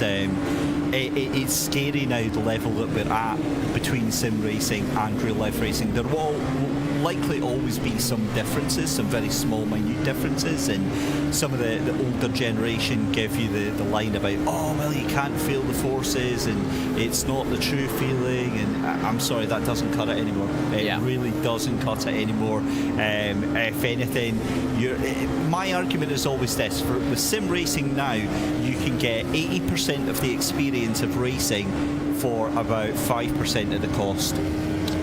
Yeah, just goes to show how a lot of drivers that have gone through the ranks in real life racing, like through karting, lower Formula single seaters, and then end up having to go to this. And one of the biggest things is people are being paid as professionals to race in sim racing. You would not think that was possible maybe, say, 5 years ago. And it's a strange place to be, and again, we've spoken about this on at length, and even to the point now where, you know, drivers and their teams have got full-time itineraries for the different championships that they take part in, and as you said, they are paid, and paid handsomely for their esports careers. And this is the new world, folks, and it's only going to get even bigger. And you know, here we are at GTR24H proving that with the fact that, you know, we've got one of our biggest grids for the Le Mans. It's a fantastic event.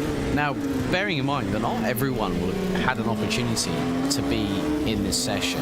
I'm actually with Callum Wilson at the moment in the 404. There's actually, speaking of doppelgangers, there's a quartet of glam racing 404 cars, and what's more, most of them are out on track And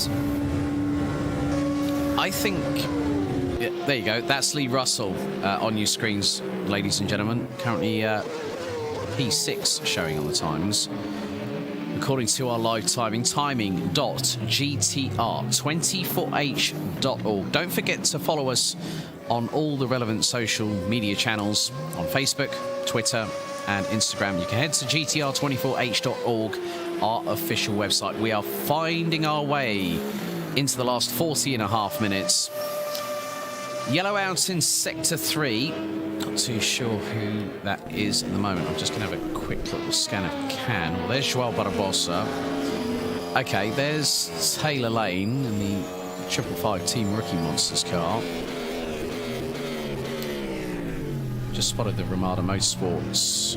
There's two of them going through the final chicane across the start-finish line. And Henrik Hoyer's out there. I don't really know who brought out that yellow, but I mean, we're now going to see Slipstream GT3 style. It's just wonderful seeing cars like the Aston Martin, that 4-litre twin-turbo V8 powering the rear wheels. I mean, Aston Martin steeped in Le Mans history in its own right, and a fantastic brand to be represented here at round 6 of the championship.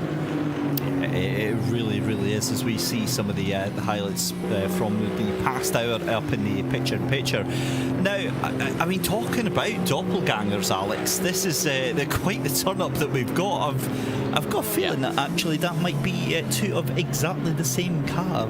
It is, on track. yeah, So same car. There's an interesting little nuance to sim racing that you don't get in real life racing. It's Henrik Holland gets it all wrong out of the final chicane, around and around and around the corner, and unfortunately he can't spare his blushes because we got all that on candid camera.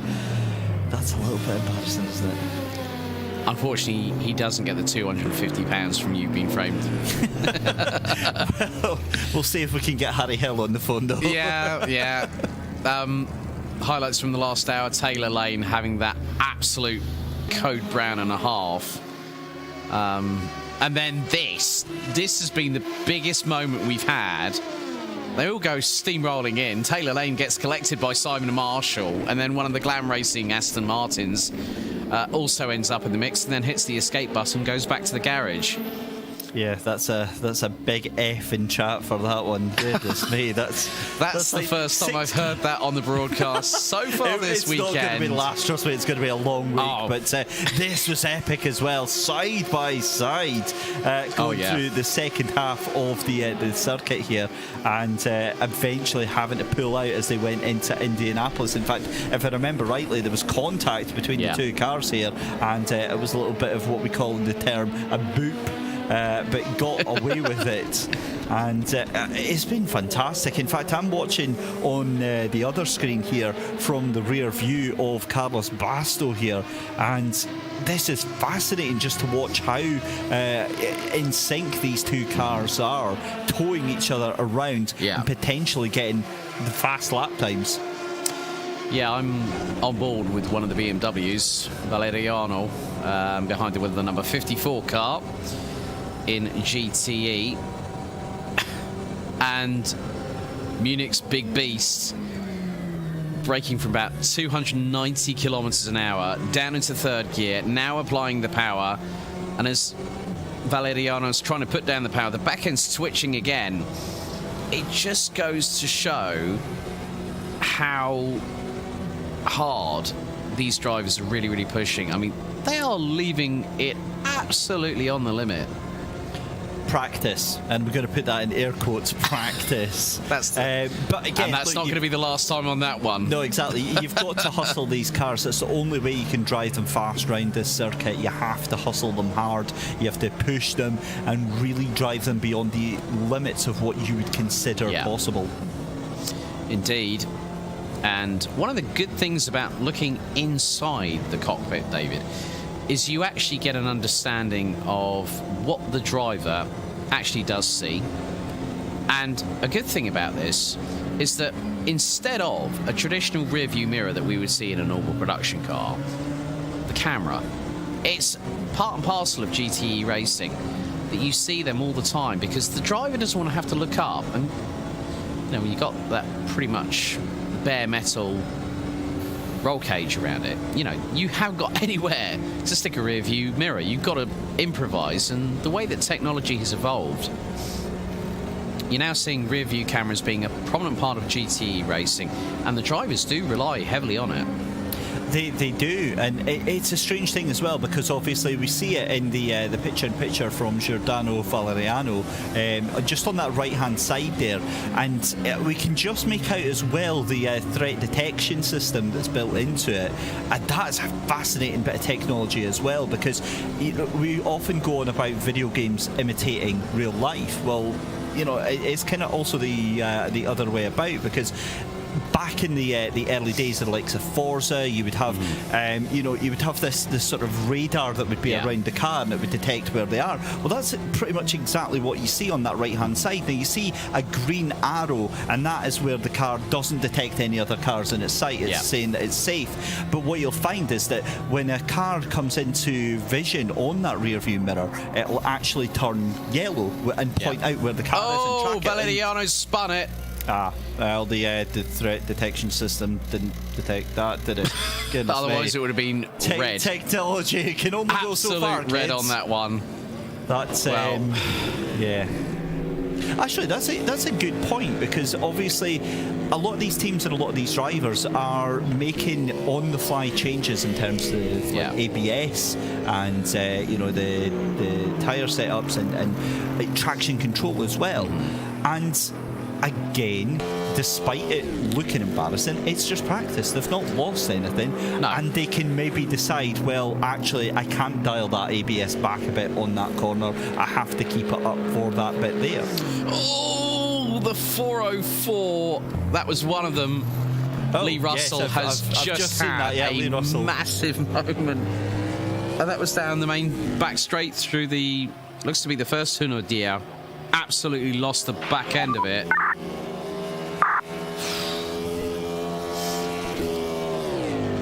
Yeah.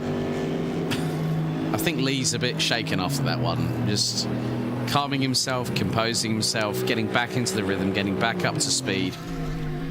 As we're fast approaching the last half an hour of this first open practice session of round 6 of the 2021 Endurance E-Racing World Championship here at Le Mans for GTR24H.org.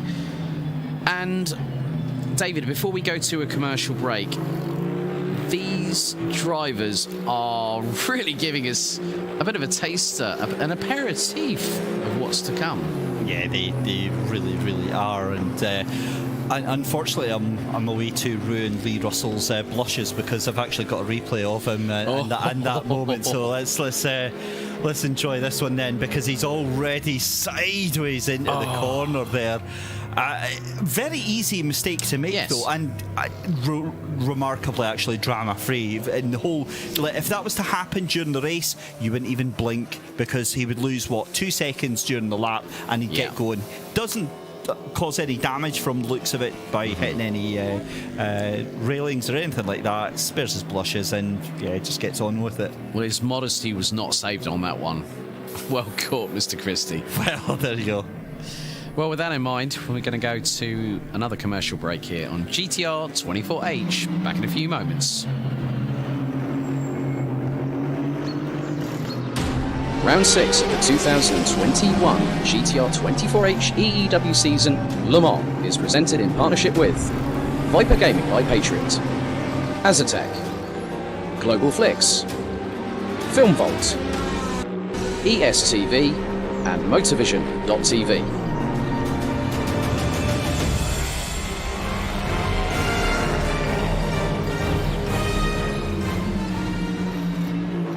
Racing for Green is here to help you carbon neutralize your racing. By planting new trees, Racing for Green offers to make your racing carbon neutral. We already have the calculations, contacts, infrastructure, deals, and solutions ready for you to easily buy carbon neutral laps on any racetrack. It doesn't matter if you are a racing fan, team owner, driver, sponsor, or partner. Anyone can buy CO2 neutral laps in the Racing for Green webshop and trade CO2 emissions for New Forest. Racing for Green.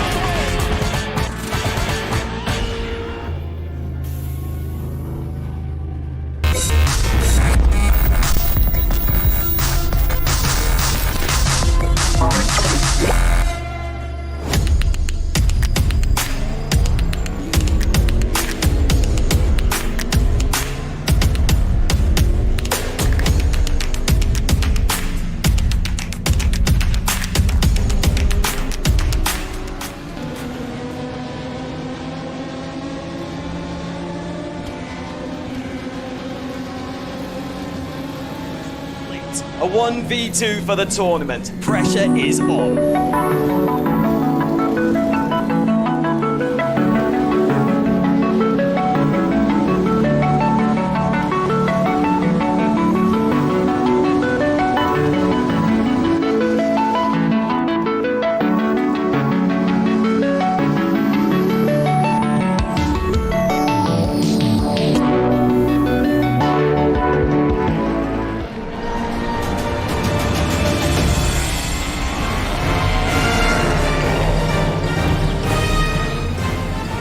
So we're back for just under the last half an hour of this first open practice session of the sixth and final exciting round of the 2021 Endurance E-Racing World Championship here live on GTR24H. Alex Goldschmidt and David Christie back with you, and we have to say once again a big thank you to all our partners: Viper Gaming by Patriot, Noco, the No Carbs Company, Noco.dk, Azatec, Global Flix, Film Vault Limited, Esports Television, Modivision.tv, and Sten Golden for these lovely, fantastic Eton shirts that seem to be incredibly comfortable the more that you wear them as well, David, wouldn't you agree? I would. Look, we've mentioned them quite a few times, and I really can't overstate how amazing these things are. Yeah, you're still not getting them back. It's firmly in the luggage after we go back. But I'm just watching Carlos Basto here for Ramada Motorsport, and Alex, remind me, these are teammates, aren't they? Because this is starting to scare me a little bit. There's three of them. There's three of them on the same bit of road at the moment, making their way down the Mulsanne. This circuit originally started back in 1923, so 2023 means it's Le Mans centenary. Oh, 100 years old? It's nearly as old as Monza. I thought you were going to say nearly as old as me. I'm cruel, but I'm not that cruel. Right, this is a view that is set up on Nick Newcomb's machine at the moment in LMP2, just to give you an idea of the speed right now as he's coming into that first chicane. It's just breakneck speed, and even from that front splitter cam you can see the oversteer that the car's got as the rear end just lifts off, and he has to add the tiniest bit of correction here, but it's down the second part of the Mulsanne straight here, going down in towards the second chicane. It's such a high speed part of the track. This is where you can make and break all of your time on the circuit, and it all starts there from Tetra Rouge, from that corner earlier on, but then through that second chicane again, really important to get a good exit from there, as high speed an exit as you possibly can, then through the right-hander, and this is the run down to Mulsanne corner. Again, a double attack corner where you've got that gentle right-hander. Yeah. When you're learning Le Mans, very, very easy to get on the brakes too early and lose too much speed through the hairpin there. Nick Newcomb, look at the limit of adhesion he was on. He was pushing nearly 310 kph going to Arnage. And that's the great thing about these LMP2 cars is that you can really just throw them into the cars, into the corner. Instead, he's just decided to throw it into pit lane. So, well, there we go. Exit stage right.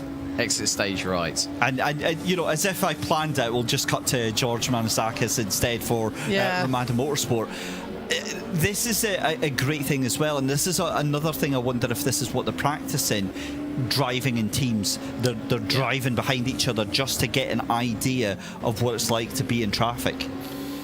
Yeah, it's going to give that sort of simulation feel. And when you've got 2 or 3 cars of the same manufacturer, you know, Orica and Ligier, 2 powerhouses in LMP2 folklore in multiple different championships, it does really give you an indication. But we saw with the 2 Team Rookie Monster 555 cars, you know, the side draft is just as important than the Mulsanne as is the normal toe, because we've seen it before. I mean, I remember the side toe that Rob Huff got at the FIA WTCR event at the Nürburgring Nordschleife. Like, literally, they were about half a door width apart. That side toe is just as important. It absolutely is, and the thing is that it essentially all comes back from the exit of the corner before. It's so important to get yourself into that position, and as soon as you get that side toe, it just gives you that tiny little bit of extra boost, and it's all about that. Le Mans is all about marginal gains, so that tiny little bit, as inconsequential as it seems, can make all the difference in actually making or breaking, trying to get past another car here. But 25 minutes left to go in the practice session. I've not been disappointed, I'll be honest. You know what? I've got a wonderful shot. Let's see if Peter Muncombe, our broadcast director, can pick this one up. There is you know when you get this really nice picturesque shot? How about that? Yeah, that's pretty awesome. So that's the rundown to the second chicane then. Yeah. And you've got Valeriano coming through into shot in the 54 Musto BMW M8 GTE. Real shame that car really it's an underrated, it's an understated car. You know, BMW came all guns blazing with that vehicle. It was meant to, you know, they used the M6, which had the powertrain derived directly from the road-going vehicle. The M8 completely built for the racetrack in its own right. You know, one thing that I would love to see on R Factor 2? Imagine having the BMW M4 2022 GT3 car on the grid. That would be amazing. But personally, I'm happy. You know, for me, the M8 is like the pinnacle of BMW GT racing. Mostly because it is such a big boy. You know, it is huge. I mean, I loved all the memes that we got about just how big that M8 is. Can you ever see Daytona and see the Porsches and the AMGs and not see a 50-foot BMW M8 in the background? It's just marvellous over stuff. A 4.5 foot high Aston Martin. Well, speaking of Aston Martins, Callum Wilson in the last few moments or so has gone top of the timesheets in GT3 with a 3-minute 56.334, and that is 1.2 seconds ahead of Lee Russell, his teammate. Jeff Van Eynen as 3-minute 58.475. Henrik Hoyer, 4-minute 0.049. And Kuba is back. Jakub Kowalski, yet to set a lap time. So 4 of the 5 Glab Racing cars are out. Looks like Azatec SimSport have decided to call time on the session. I mean, it is getting rather late here in Central Europe. Coming up to 20 to 12 local time. And can you think, really, I can't believe that I've been up since we've been out the hotel since 4:30 Central European summertime this morning. Yeah. And we are still bright-eyed, not necessarily bushy-tailed. We're still here. We're still going. And it's not like we're sitting here going, oh, goodness me, it's so what? It's Oh, not honestly, again. we're both absolutely buzzing with excitement for this. And I can't say the same for our colleague Yusuf, who is, I think he's a bit done, isn't he? Although, to be fair, he's a little bit younger than us. He's a little bit more, fresh-faced, and it takes him longer to recover. I'm waiting for him to give you the 1,000-yard stare in a minute. Yeah. Going on to the 404 team, the Glam Racing team, and I just want to finish off a thought that I had earlier on, is the difference between sim racing and real racing is the fact that all 4 of their drivers here get in practice ahead of this weekend. Now, to do a similar affair, it wouldn't happen in real life because getting 4 cars on the track at the same time, that would cost you upwards of $2.5 million just to get them all out and on track. Whereas with sim racing, you get all the drivers out on track together. They can practice, they can get time behind the wheel, all sharing the same setup, all giving feedback, all giving their unique insight. It's a fantastic way to maximise that practice time. So I'm all in favour of this. And if it carries on into the official practice session, are we going to see like 80 cars onto the grid at once? That is, it's going to be a full grid. There's going to be some pomp and circumstance, that's definite. Now, interesting, we're going to delve a little bit more into Glam Racing because we had a really, really wonderful article submitted by team manager Maria Rinhak. And we actually got some quotes from all of the drivers. And Henrik Hoyer, first of all, said, "Man, has this been a journey, this full active year for Glam Racing?" Now, that was something I didn't actually know coming into this final round of the championship for 2021. It's been filled with ups and downs, successes and disappointments, but as the year has progressed, so have the team, as well as the results. And Henrik likes the team. They work very well together. They've got more fun when the hard work's been done and dusted. As we head into the last 19 and a half minutes of the session, Jeff from the team goes, "I'm in it for the thrill of going too wide into a corner with a competitor, clean and on the limit without contact." That just personifies how competitive these drivers are. Callum Wilson, I had that brilliant interview with him quite recently. He said, I didn't race at Spa, and they had the best result of the season. He was sort of like putting himself, reading between the lines a little bit, that he felt like he might have been a bit of the unlucky charm. But he's actually a very good racer. When he's on it, Callum Wilson can give as good as he can get.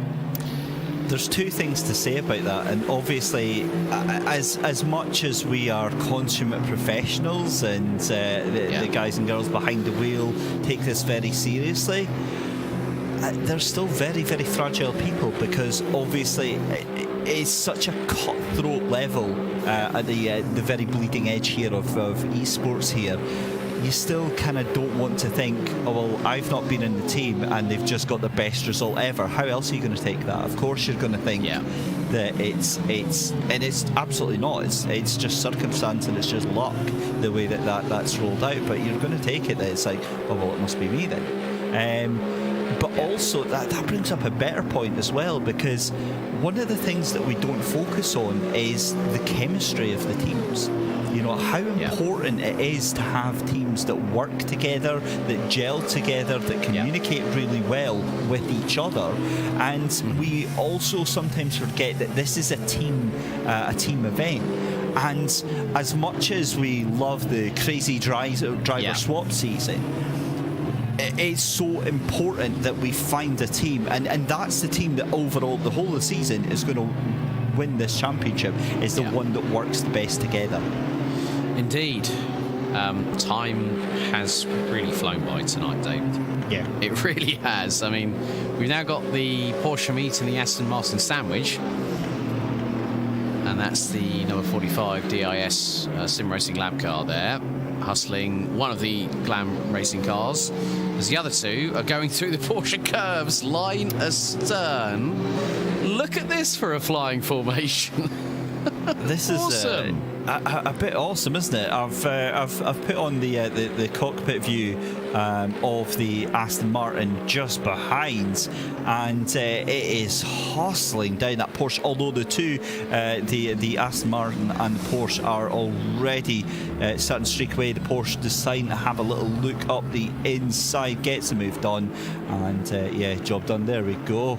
Lovely little scenic view there of the start-finish straight, and well, Henrik Kohler, well, at least he held on to that one this time, so he did. He's learned his lesson. Yeah, Practice session was worth it. I think it's always going to be. Oh, right. Someone's just had a bit of a moment. I don't believe this. Going through under the Dunlop Bridge. Oh, two Astons side by side. As you do. As you do. 2x2, hurrah. You can tell that it's been a very long day. Now, hang on a second. I have just noticed another DPI car. Bradley Sellers in the 666 is out on track and has put the car P3, 3 minute 25.932. That'll do the job. That's there we go. And the thing is that that's a fantastic thing, because if you look at that, that's just 0.4 of a second behind Martin Novak, his teammate. So essentially, it's the Team Rookie Monsters, the 555, that have set the fastest lap, and then the 666 as well. So yeah, there you go.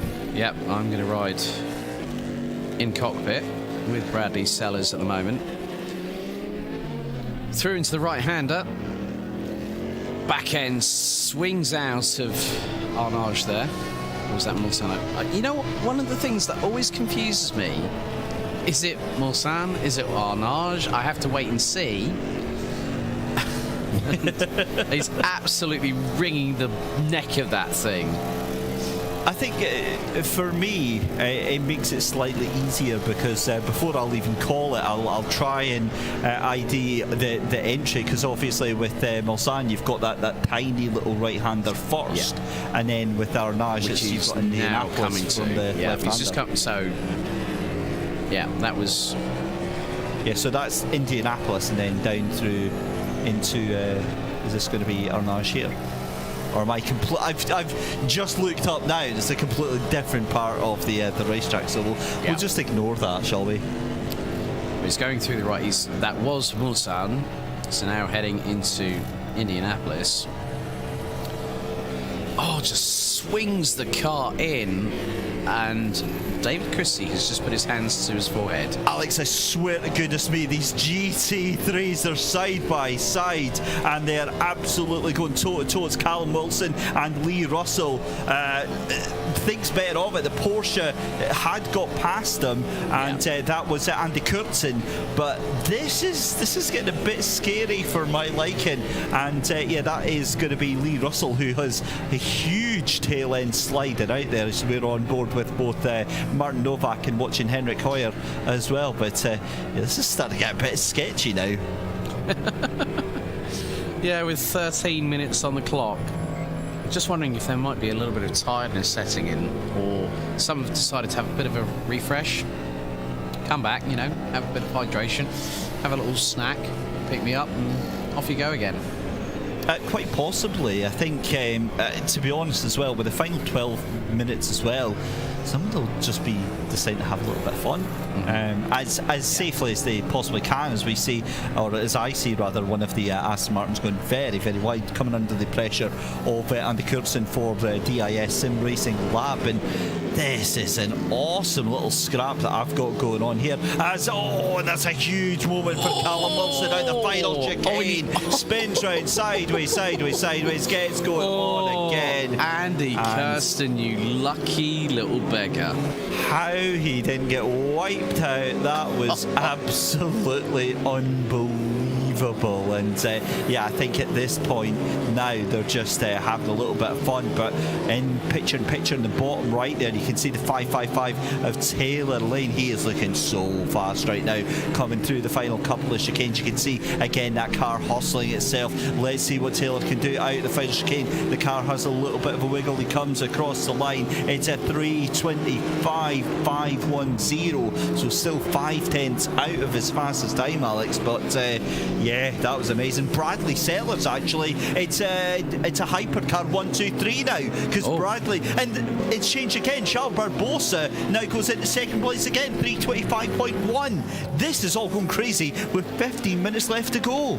11 and a half minutes on the clock. Taylor Lane leads the way overall. There's Bradley Sellers, second in DPI, and the gap is 86 thousandths between the pair.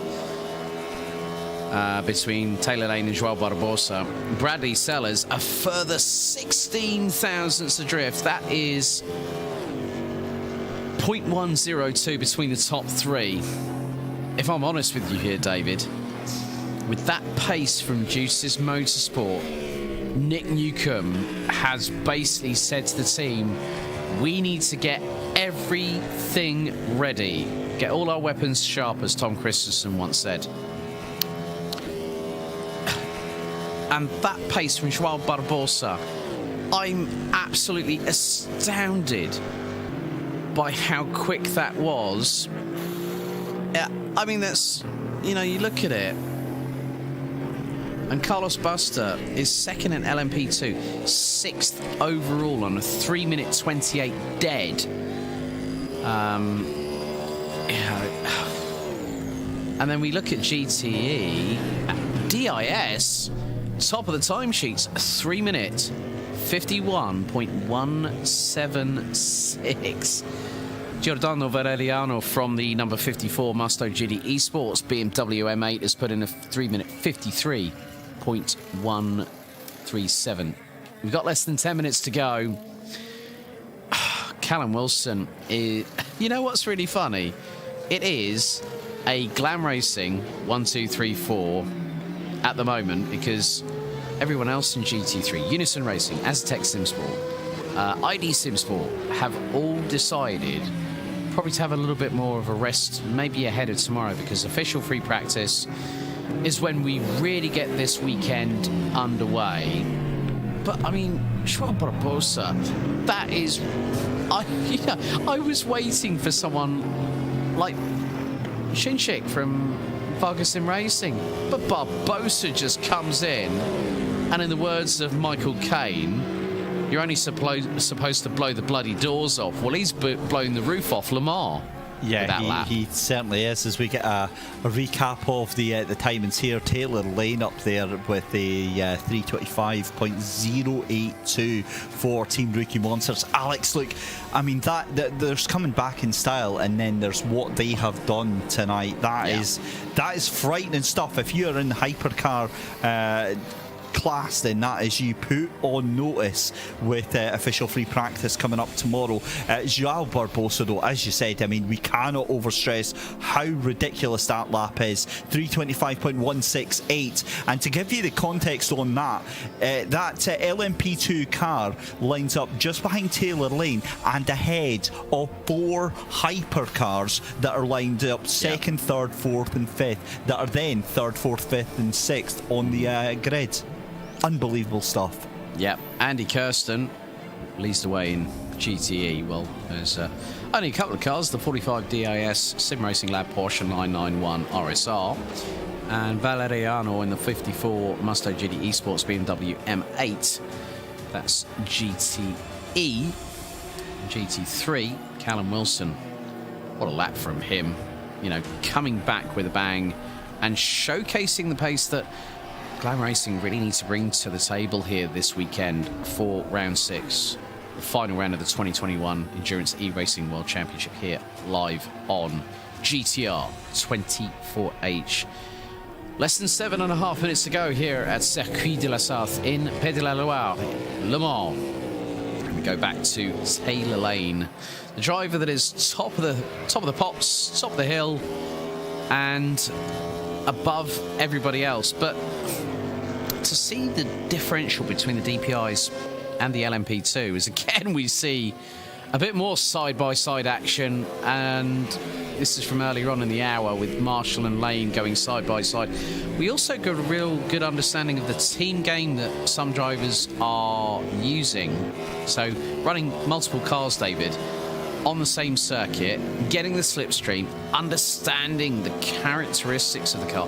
You know, they've got to really trim out the downforce on these cars to really maximise that balance between flat-out speed and also handling through the corners. Because if you get one little bit of an adjustment wrong, like say tyre pressure, if you're able to adjust the suspension, a little bit of rake maybe on the back, to help the car be a little bit more compliant through the bumps or through certain parts of the circuit, as we see picture in picture. This is when Azatec went off at Tetra Rouge and into the barriers, and the rear wing gets literally thrown asunder, and then the LMP2 from Juice's Motorsport came through.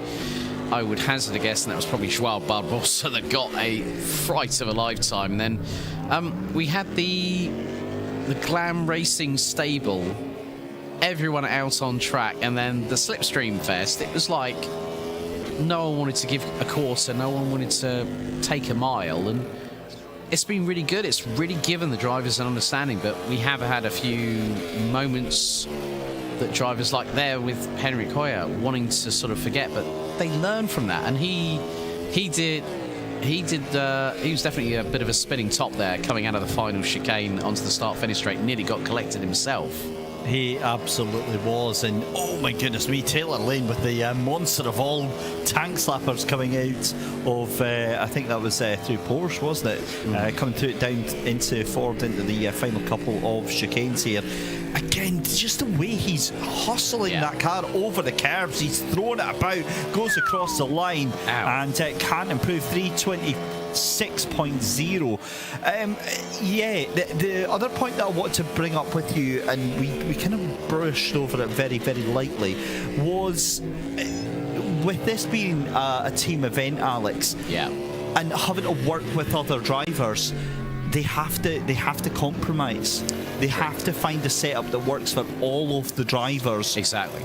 Over the entire race, and unfortunately, 9 times out of 10, that's not going to be the on paper fastest setup that you can possibly do, because each driver has their own unique style, and if you can get a team that all works in the same way and they all like the same type of setup, that's brilliant, but it's very, very unlikely. So 9 times out of 10, compromises have to be made, but it's trying to find where that middle ground doesn't deviate as much as possible, so you can get all the drivers on the same page.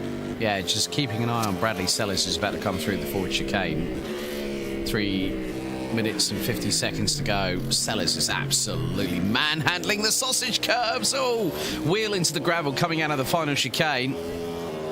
And that was, you know, even with that drama there, he was less than half a second off of his best lap time. Absolutely amazing. Just seen Carlos Basto for Ramada Motorsport as well in that LMP2, doing a 328 flat and getting himself up into second place in LMP2. But Andy Kurtzen just behind them as well. So I'm surprised we don't see more of the LMP2s out there, but it looks like, from what I'm seeing, the LMP2s are actually sharing their car rather than having multiple of the same car out there on track. I think you know, we're going to talk about this a little bit more now. You said about not having one particular setup for the cars. It is the ultimate compromise. You've got to have that setup that complements the driver's style, but also helps them to maintain that consistency over an extended period of time. And it also depends on how many hours the driver is going to be in the car. How many laps is the car going to do? Are you going to double stint the tyres? Are you maybe going to do a bit of a short fuel and undercut the opposition by maybe doing a shorter stint? There are so many different permutations that you have to factor in with regards to the drivers themselves. We talked about the mental and the physical exertion as we get another replay of that pirouette from Henrik Hoyer from Glam Racing. As we head into the last 2 minutes of the session, Open Practice 1, Open Practice 2 commences at 10 o'clock Central European Summertime tomorrow morning, and then we'll have our first of 2 official free practice sessions with, hopefully, a chat with some of the team managers ahead of qualifying, which is going to take place at 6 o'clock is when the first of 2 3-hour sessions, one during the daytime, one during the night. So we'll start at 6 o'clock Central European Summertime for qualifying 1.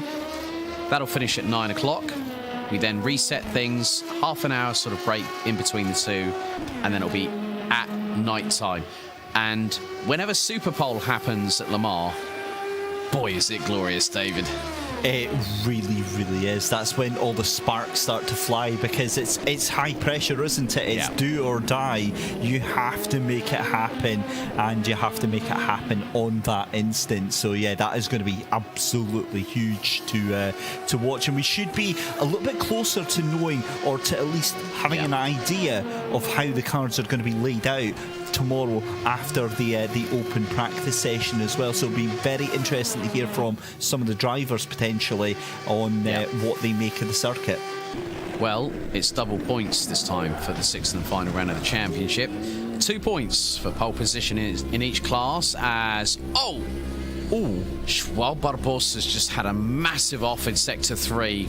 The front end looking possibly a little bit second hand. That will I think that crane behind is going to be getting used very, very shortly, to be honest with you. 2 points for pole position.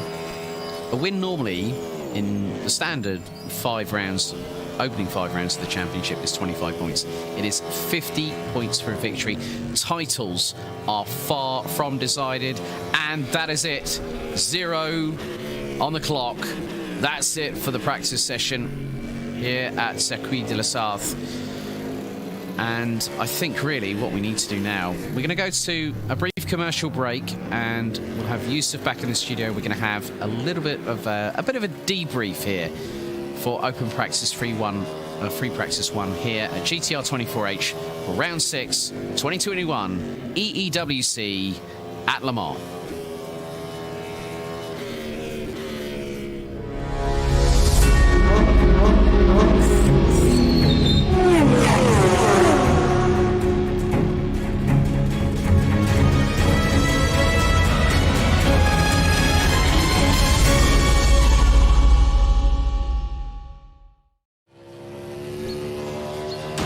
Round 6 of the 2021 GTR24H EEW season, Le Mans, is presented in partnership with Viper Gaming by Patriot, Azatec, Global Flix, Film Vault, ESTV, and Motorvision.tv.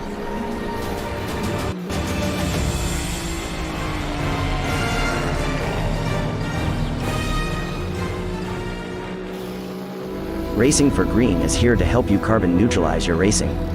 By planting new trees, Racing for Green offers to make your racing carbon neutral. We already have the calculations, contacts, infrastructure, deals and solutions ready for you to easily buy carbon neutral laps on any racetrack. It doesn't matter if you are a racing fan, team owner, driver, sponsor or partner. Anyone can buy CO2 neutral laps in the Racing for Green webshop and trade CO2 emissions for New Forest. Racing for Green.